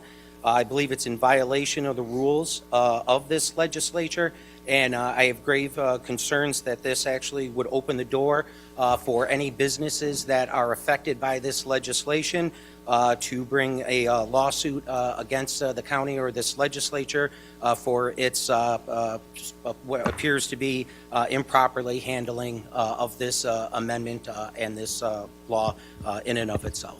So therefore, I will be voting no, and I would encourage all of my colleagues in the legislature to do the same until such time that this can be properly cleaned up, addressed, and done in a format that is appropriate to be handled. Thank you. Thank you. Yes, legislator. Go ahead, Keller. I also rise to explain my vote. I'm very much optimistic about the role of technology in our society, and I also recognize the great dangers that it also exposes society to. I actually like this. I'm very much in support of the required disclosure. I'm in support of the Legislator, is your microphone on?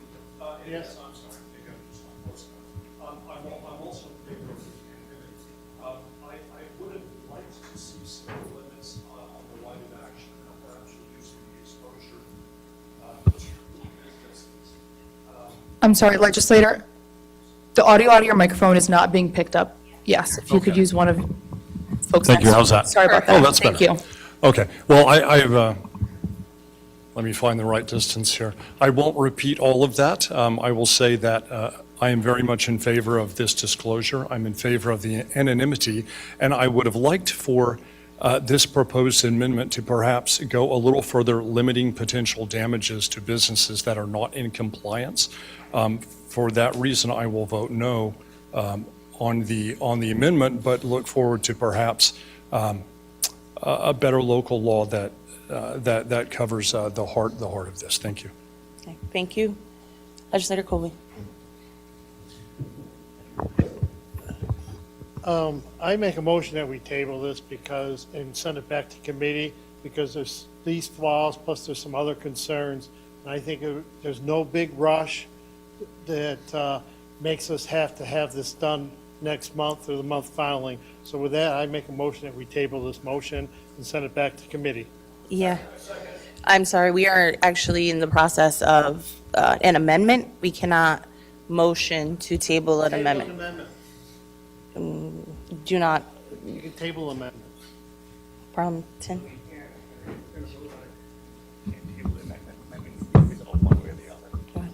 Sorry. If we're going to have a vote on the actual motion itself eventually to go to the introduction, we have to resolve the amendment. You can't table it because then the whole thing just sits. Yep. Okay. Yes. Madam President, when we get to the vote, I request a roll call vote, and I'd like to explain my vote now as long as I'm up, so I don't have to stand up again. Okay, no problem. Thank you. This amendment proves the concerns that myself and several of my other colleagues raised in committees. The majority reported this local law favorably through 2 committees, yet tonight its sponsors must correct chapter numbers, internal references, definitions, and numerous other drafting errors. Even the fiscal impact language refers to a local law as a resolution, demonstrating that basic copy and paste language was not carefully reviewed before the proposal was submitted and advanced. We asked that for additional time in committee so the legislature could carefully examine this. The majority refused. Now they're attempting to repair this proposal from the floor. Businesses will be required to interpret this law and that could face real consequences for violating it. They deserve legislation that is complete, carefully reviewed before it leaves committee, not legislation being corrected after the fact. For these reasons, I will be voting no. Thank you, Madam President. Thank you. Legislator McIntyre. I rise to explain my vote as well. I echo many of the sentiments that Legislator Keller expressed. I've been listening to the debate and discussion about this particular piece of legislation, and I agree that there are privacy issues that many of my constituents would be very, very concerned with. That being said, the way that this is being proposed right now, it's too many changes and too rushed for us to really be able to dig into this and to understand, especially the effect that it will have on businesses, as Legislator Keller outlined. I do think that there is a necessary piece of legislation here. It's just not ready at this point for us to vote on properly. So I will be voting against the amendment, but with the hopes that this will come back and we will have an opportunity to vote on it in a more complete version. Absolutely. Thank you. I yield. Thank you. Any other discussion? Legislator Cruz. Madam President, thank you. I just had a simple question through you, Madam President. Has this amendment been vetted by the law department? And if possible, may they give us their opinion on the amendment? It was, I think that was asked and answered, but go ahead. Yep. I'm sorry, through you, Madam President, I didn't hear the second request. Oh, sorry, go I ahead. apologize. It's just, I seem like, it feels like there's a little bit of confusion. So I just wanted to know if the law department has vetted the amendment and if the law department is able to give us their perception on the amendment as being presented for clarification purposes. Thank you. Through you, Madam President, yes, the law department did review this proposed legislation. The proposed amendments were the suggestions made by the law department, but the law department will not be offering any opinions on, whether this is considered good policy or bad policy or anything else. That's not our role. Thank you. So one last question, just to clarify through you, Madam Chair. So the amendment was, you mentioned it was brought up by the law department? Through you, Madam President, the proposed legislation was submitted to the law department for review, and the proposed amendments were the suggestions of the law department. Thank you. Are you? Okay. Any other discussion? Okay. I'd just like to say that this right now is only for introductory purposes only, which means that the next would be to table. After we amend, yes, after we amend. After we amend. And I want to just make sure, because folks were asking about when there would be opportunities to, provide different amendments or conversations in regards to this piece of legislation. It will come at a different, if it passes, it'll all come at a different time. Okay, any other discussion on the amendment? Okay, roll call vote on the amendment to this referral. Mr. Udelson. Mr. Udelson votes yes. Mr. McCabe. No. Mr. McCabe votes no. Ms. Barnhart. Yes. Ms. Barnhart votes yes. Ms. Bartholomew McCoy. Yes. Ms. Bartholomew McCoy votes yes. Mr. Baynes. Yes. Mr. Baynes votes yes. Mr. Blankley. Yes. Mr. Blankley votes yes. Ms. Bonnick. Yes. Ms. Bonnick votes yes. Mr. Burgess. Yes. Mr. Burgess votes yes. Mr. Chardy. Mr. Chardy votes no. Mr. Colby. No. Mr. Colby votes no. Mr. Cruz. Yes. Mr. Cruz votes yes. Mr. Vecchio Hoffman. Mr. Vecchio Hoffman votes yes. Mr. Dondorfer. Mr. Dondorfer votes no. Mr. Frazier. Mr. Frazier votes yes. Ms. Hasman. Yes. Ms. Hasman votes yes. Ms. Hughes-Smith. Ms. Hughes-Smith votes yes. Dr. Jeffrey. Yes. Dr. Jeffrey votes yes. Mr. Johns. Mr. Johns votes no. Mr. Keller. Mr. Keller votes no. Mr. Long. Mr. Long votes yes. Mr. Maffucci. Mr. Maffucci votes yes. Ms. McIntyre. Ms. McIntyre votes no. Mr. Milne. Mr. Milne votes no. Mr. Morris. Mr. Morris votes no. Mr. Sinclair? Mr. Sinclair votes no. Ms. Smith? Ms. Smith votes no. Mr. Stepherson? Mr. Stepherson votes yes. Ms. Vasquez Simmons? Ms. Vasquez Simmons votes yes. President Román? Yes. President Román votes yes. 18 to 11.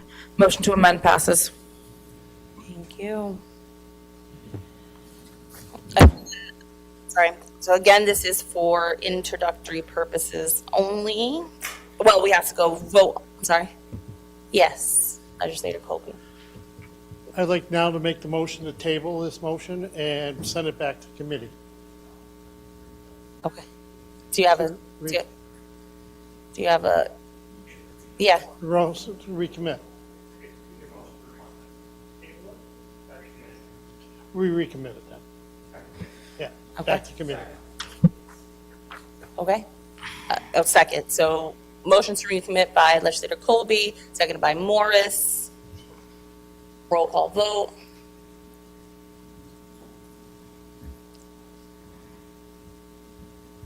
All right.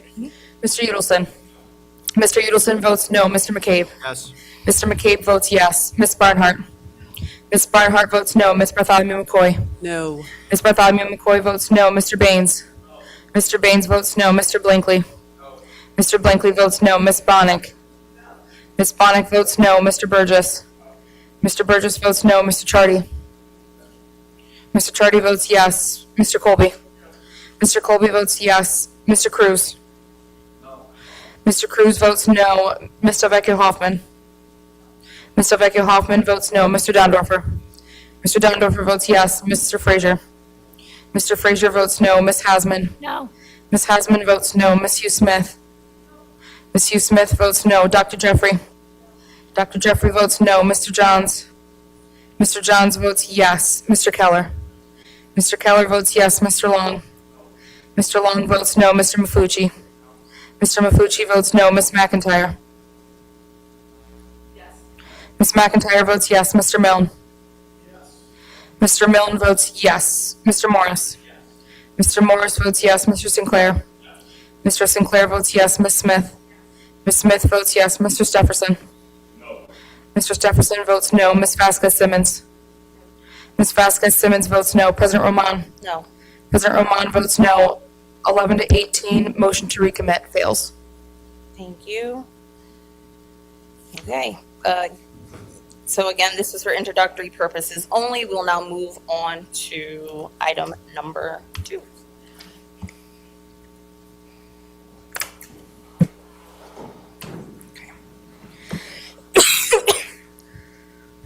Item number 2, referral number 26-0180.LL, providing that local law intro blank of 2026 entitled requiring disclosure of biometric identification technology and protection of biometric identification data at commercial establishments as amended be tabled. Moved by Legislator Barnhart, seconded by Legislator Jeffries and Stepherson. Madam President, Yes. can I request a roll call vote on this as well? Okay. Thank you. Thank you. Roll call. Any other discussion? Okay. Seeing none. You can't discuss this one. Seeing none. All in favor? Roll call vote. Roll call vote. Thank you. Mr. Udelson? Mr. Udelson votes yes. Mr. McCabe? Mr. McCabe votes no. Ms. Barnhart? Ms. Barnhart votes yes. Ms. Bartholomew McCoy? Yes. Ms. Bartholomew McCoy votes yes. Mr. Baynes? Mr. Baynes votes yes. Mr. Blankley? Mr. Blankley votes yes. Ms. Bonnick? Ms. Bonnick votes yes. Mr. Burgess? Mr. Burgess votes yes. Mr. Chardy? Mr. Chardy votes no. Mr. Colby? Mr. Colby votes no. Mr. Cruz? See, Mr. Cruz votes yes. Mr. Vecchio Hoffman? Mr. Vecchio Hoffman votes yes. Mr. Dondorfer? Mr. Dondorfer votes no. Mr. Frazier? Mr. Frazier votes yes. Ms. Hasman? Yes. Ms. Hasman votes yes. Ms. Hughes-Smith? Ms. Hughes-Smith votes yes. Dr. Jeffrey? Dr. Jeffrey votes yes. Mr. Johns? Mr. Johns votes no. Mr. Keller? Mr. Keller votes no. Mr. Long? Mr. Long votes yes. Mr. Maffucci? Mr. Maffucci votes yes. Ms. McIntyre? Ms. McIntyre votes no. Mr. Milne? Mr. Milne votes no. Mr. Morris? Mr. Morris votes no. Mr. Sinclair. Mr. Sinclair votes no. Ms. Smith. Ms. Smith votes no. Mr. Stepherson. Mr. Stepherson votes yes. Ms. Vasquez-Simmons. Ms. Vasquez-Simmons votes no. President Román. Yes. President Román votes yes. Yes. Okay.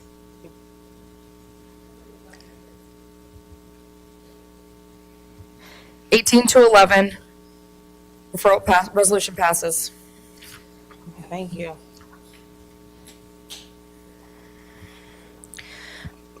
Item number 3, referral number 26-0180.LL, fixing public hearing on local law intro blank of 2026 entitled Requiring Disclosure of Biometric Identification Technology and Protection of Biometric Identification Data at Commercial Establishments as amended.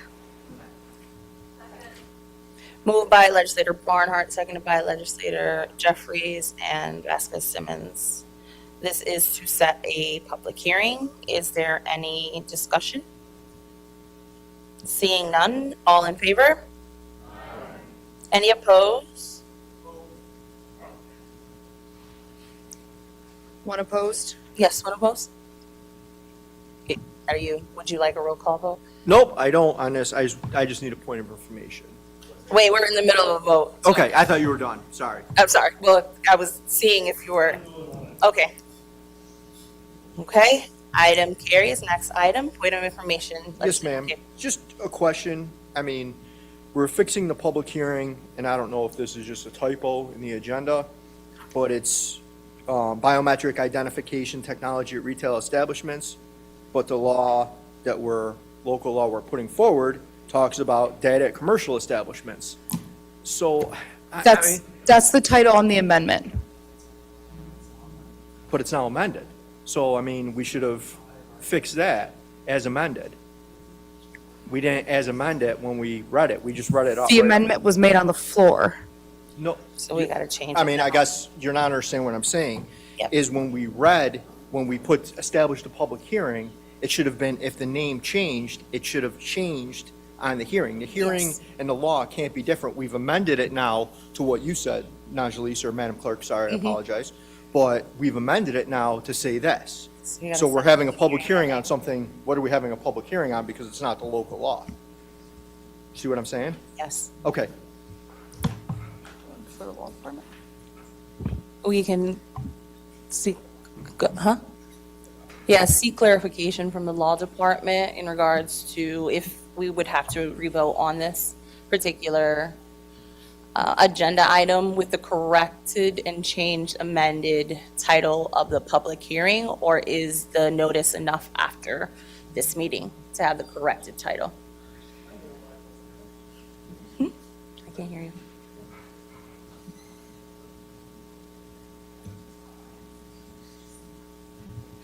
Through you, Madam President, I think it's sufficient as long as the notice of the public hearing that is prepared and published reflects the amended title of the local law. Okay, perfect, thank you. Point of information? I did hear the point of information, yes, Legislator Morris. So what did we vote on for the public hearing to be noticed in the paper? I mean, we voted to set a public hearing with an incorrect title. So do we have to re-vote, or? Would you like me to Motion to reread the title that I read? Well, I've got the agenda and I've got the amendment, and the agenda that we were given today says one thing, and what we voted on says retail establishments. And what we have in the amendment is commercial establishments. So we voted to hold a public hearing regarding technology, biometric identity technology at retail establishments. That was our vote. So my understanding is that's what the public notice is supposed to read. Or do we have to reconsider this or recommit this as amended?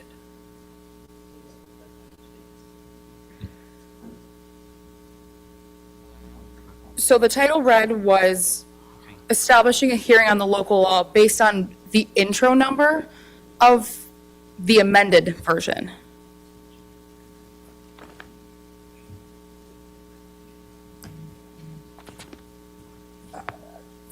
Okay, I'm sorry. So, I mean, what are the agenda item that we voted on? Again, my concern or question is the agenda item that we voted on was different than, I guess turned out to be different than what we have in front of us that we just voted on.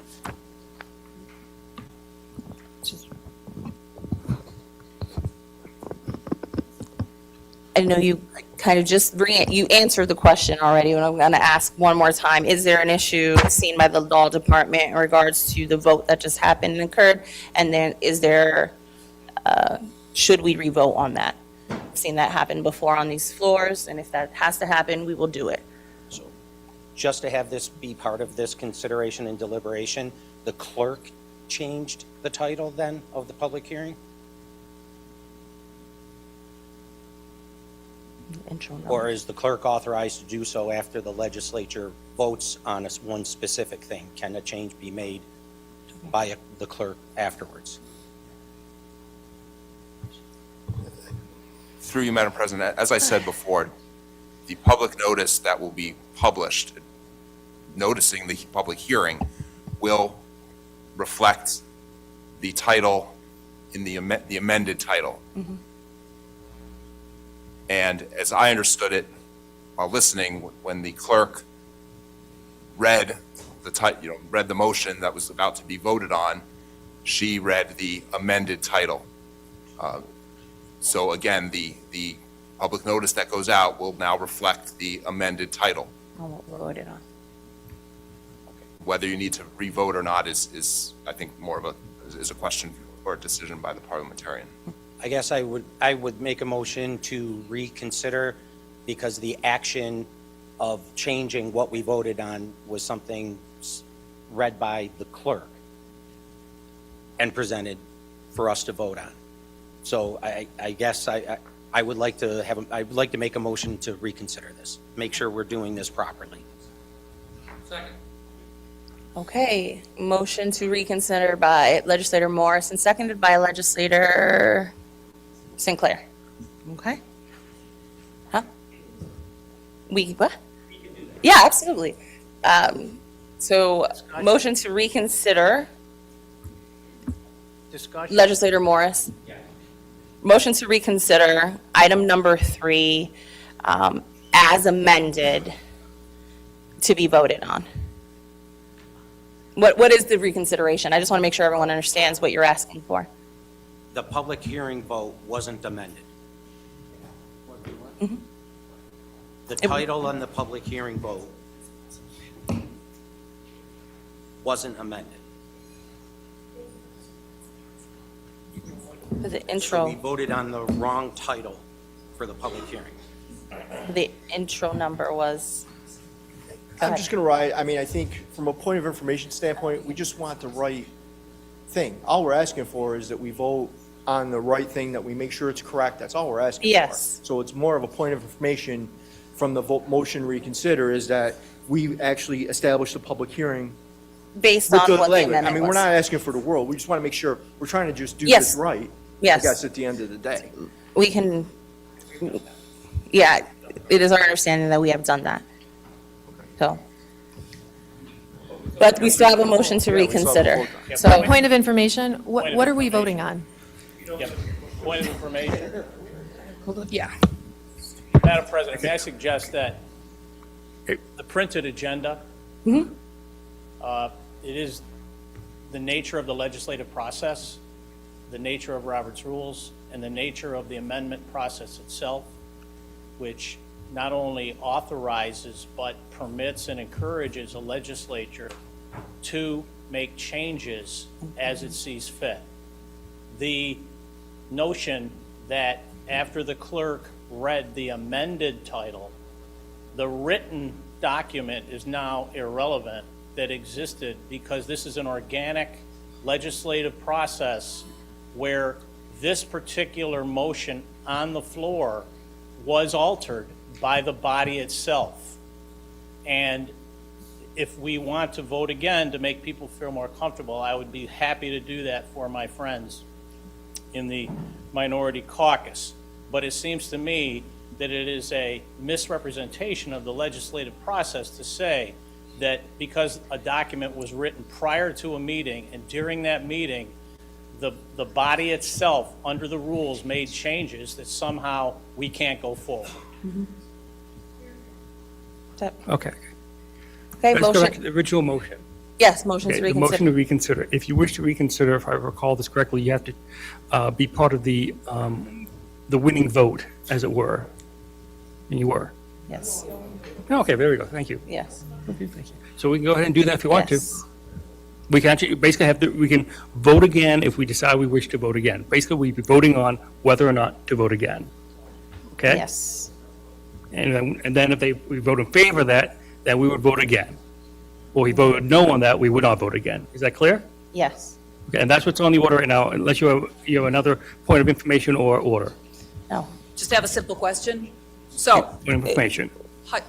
through the chair, hypothetically speaking, if we did not follow the procedure correctly on this local law, and the legislature were to approve the local law in August, and someone were to come back after and say they did not follow the procedure correctly, would it nullify the local law? No. Okay. I yield. Madam President, Motion, yes. another point of order or information. I'm a little unclear on the motion to reconsider. The clerk read the new amended title, so I'll ask my colleague across the aisle what we would be reconsidering if we approved the motion to reconsider and then voted on the next thing. Wouldn't we be, how would that new motion be any different than what we just voted on with the new title that was read by the clerk? Thank you. You'd have to amend the public hearing title. Point of order, have you been recognized? You'd have to amend the resolution Yeah, that's title. Okay. So I think you can answer I'm sorry. My understanding is that is the question that the word commercial was used versus retail? What is did that happen and occur? I just want to. The resolution for the public hearing read Because the retail, intro number and was. it was changed to commercial. But the intro number was changed when you read it out. I just want to make sure. All right. I'm sorry, the resolution says retail. The resolution itself says retail. Madam President, may I rise? 1 second. We'd have to amend it. Yeah, I think, let's vote on the motions to reconsider, right? Because that is on the floor, that is there. We're going to vote on the motions to reconsider, okay? There you go. Unless you have something to add to this, Dr. Jeffries, I'm sorry. Thank you, Madam President. I just wanted to make sure that we, as a legislature, understand what is occurring right now. By my understanding, we introduced Local Law 1, which was then amended to the new local law. From there on, going forward, local laws number 2 and 3 are then in reference to the amended 1, correct? Yes. And so when our amazing clerk read out local law number 3 and used the correct title, we are now voting for said amended title, correct? As read through the intro number, yes. As read through the intro number. And so I don't understand the point of reconsideration when we have followed procedure correctly. I yield. Yes, thank you. But the consideration has a motion and a second. We can go through with that and we can vote on that. Roll call vote. Thank you.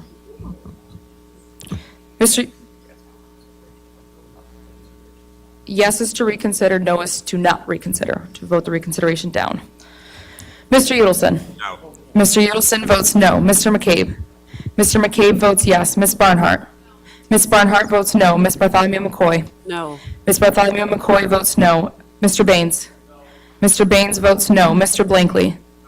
Mr. Blankley votes no. Ms. Bonnick? Ms. Bonnick votes no. Mr. Burgess? Mr. Burgess votes no. Mr. Chardy? Mr. Chardy votes yes. Mr. Colby? Mr. Colby votes yes. Mr. Cruz? Mr. Cruz votes no. Mr. Vecchio Hoffman? Mr. Vecchio Hoffman votes no. Mr. Dondorfer? Mr. Dondorfer votes yes. Mr. Frazier? Mr. Frazier votes no. Ms. Hasman? No. Ms. Hasman votes no. Ms. Hughes-Smith? Ms. Hughes-Smith votes no. Dr. Jeffrey? Dr. Jeffrey votes no. Mr. Johns? Mr. Johns votes yes. Mr. Keller? Mr. Keller votes yes. Mr. Long? Mr. Long votes no. Mr. Maffucci? Mr. Maffucci votes no. Ms. McIntyre? Ms. McIntyre votes yes. Mr. Milne? Mr. Milne votes yes. Mr. Morris? Mr. Morris votes yes. Mr. Sinclair? Mr. Sinclair votes yes. Ms. Smith? Ms. Smith votes yes. Mr. Stepherson? Mr. Stepherson votes no. Ms. Vasquez Simmons? Ms. Vasquez Simmons votes no. President Román? No. President Román votes no. 11 to 18, the motion to reconsider fails. Thank you. We are moving on. Yep, item number 4.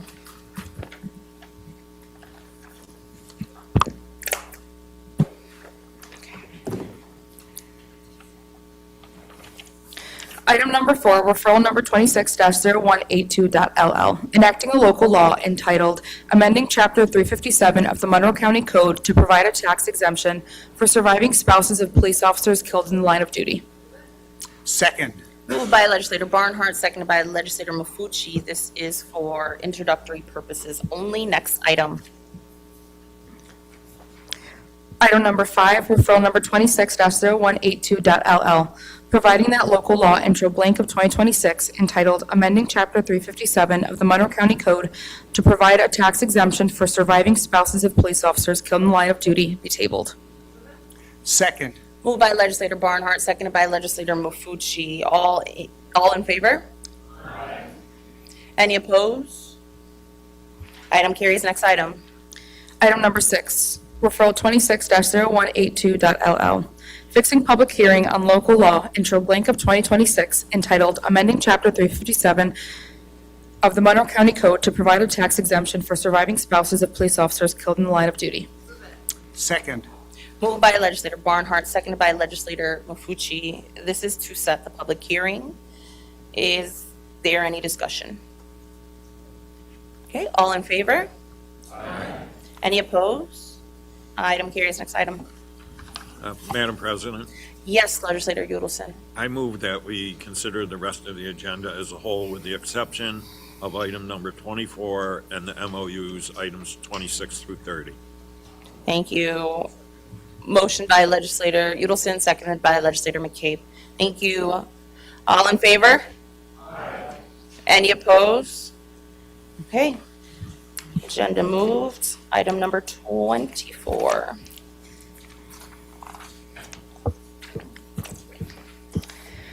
Item number 24, referral number 26-0198, authorizing contract with All New York Process Servers, Inc. for tax foreclosure outreach services. Move it.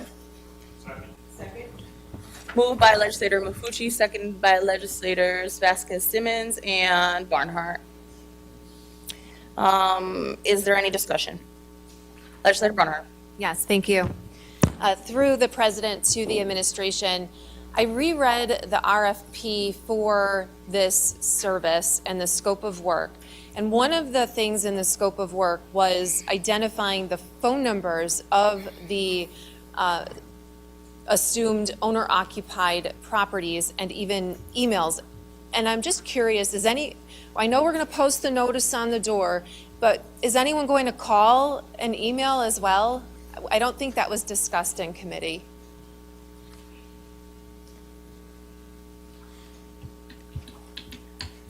Through the president, our intent is to try to do some of that. I think this is a work in progress, and we're going to do our best. We have limited staff, but we will be trying to reach out to people as we can. Through the president to the administration, so the scope of work for this contract does not include them calling. It would be Monroe County staff that would have to do that outreach. Through the president, that's correct. Thank you. I yield. Thank you. Any other discussion? Okay, seeing none, all in favor? Any opposed? Item carries. Next item, well, item 26. Item number 26, referral number 26-0200, approving Monroe Community College's 2026-2027 operating budget. Move it, Madam President. Second. Moved by legislator Baynes, second by legislator Maffucci. This is for introductory purposes only. Next item. Item number 27, referral number 26-0200, providing that resolution intro number blank of 2026 entitled Approving Monroe Community College's 2026-2027 operating budget be tabled. Move it, Madam President. Second. Moved by legislator Baynes, seconded by legislator Maffucci. This is to table. All in favor? Any opposed? Item carries. Next item. Item number 28, referral number 26-0200, fixing public hearing on resolution intro number blank of 2026 entitled Approving Monroe Community College's 2026-2027 operating budget. Move it, Madam President. Second. Moved by legislator Baynes, seconded by legislator Maffucci. This is to set a public hearing. Is there any discussion? Nope. Seeing none, all in favor? Any opposed? Item carries. Next item. Item number 29, referral number 26-0201, standard workday and reporting resolution for county elected and appointed officials for retirement credit purposes. Move it. Moved by legislator Maffucci, seconded by legislator Udelson. Is there any discussion? Seeing none, all in favor? Any opposed? Okay, item carries. There being no unfinished business, legislator Udelson. Madam President, I move that we stand adjourned until Tuesday, August 11th at 6 p.m. Meeting adjourned.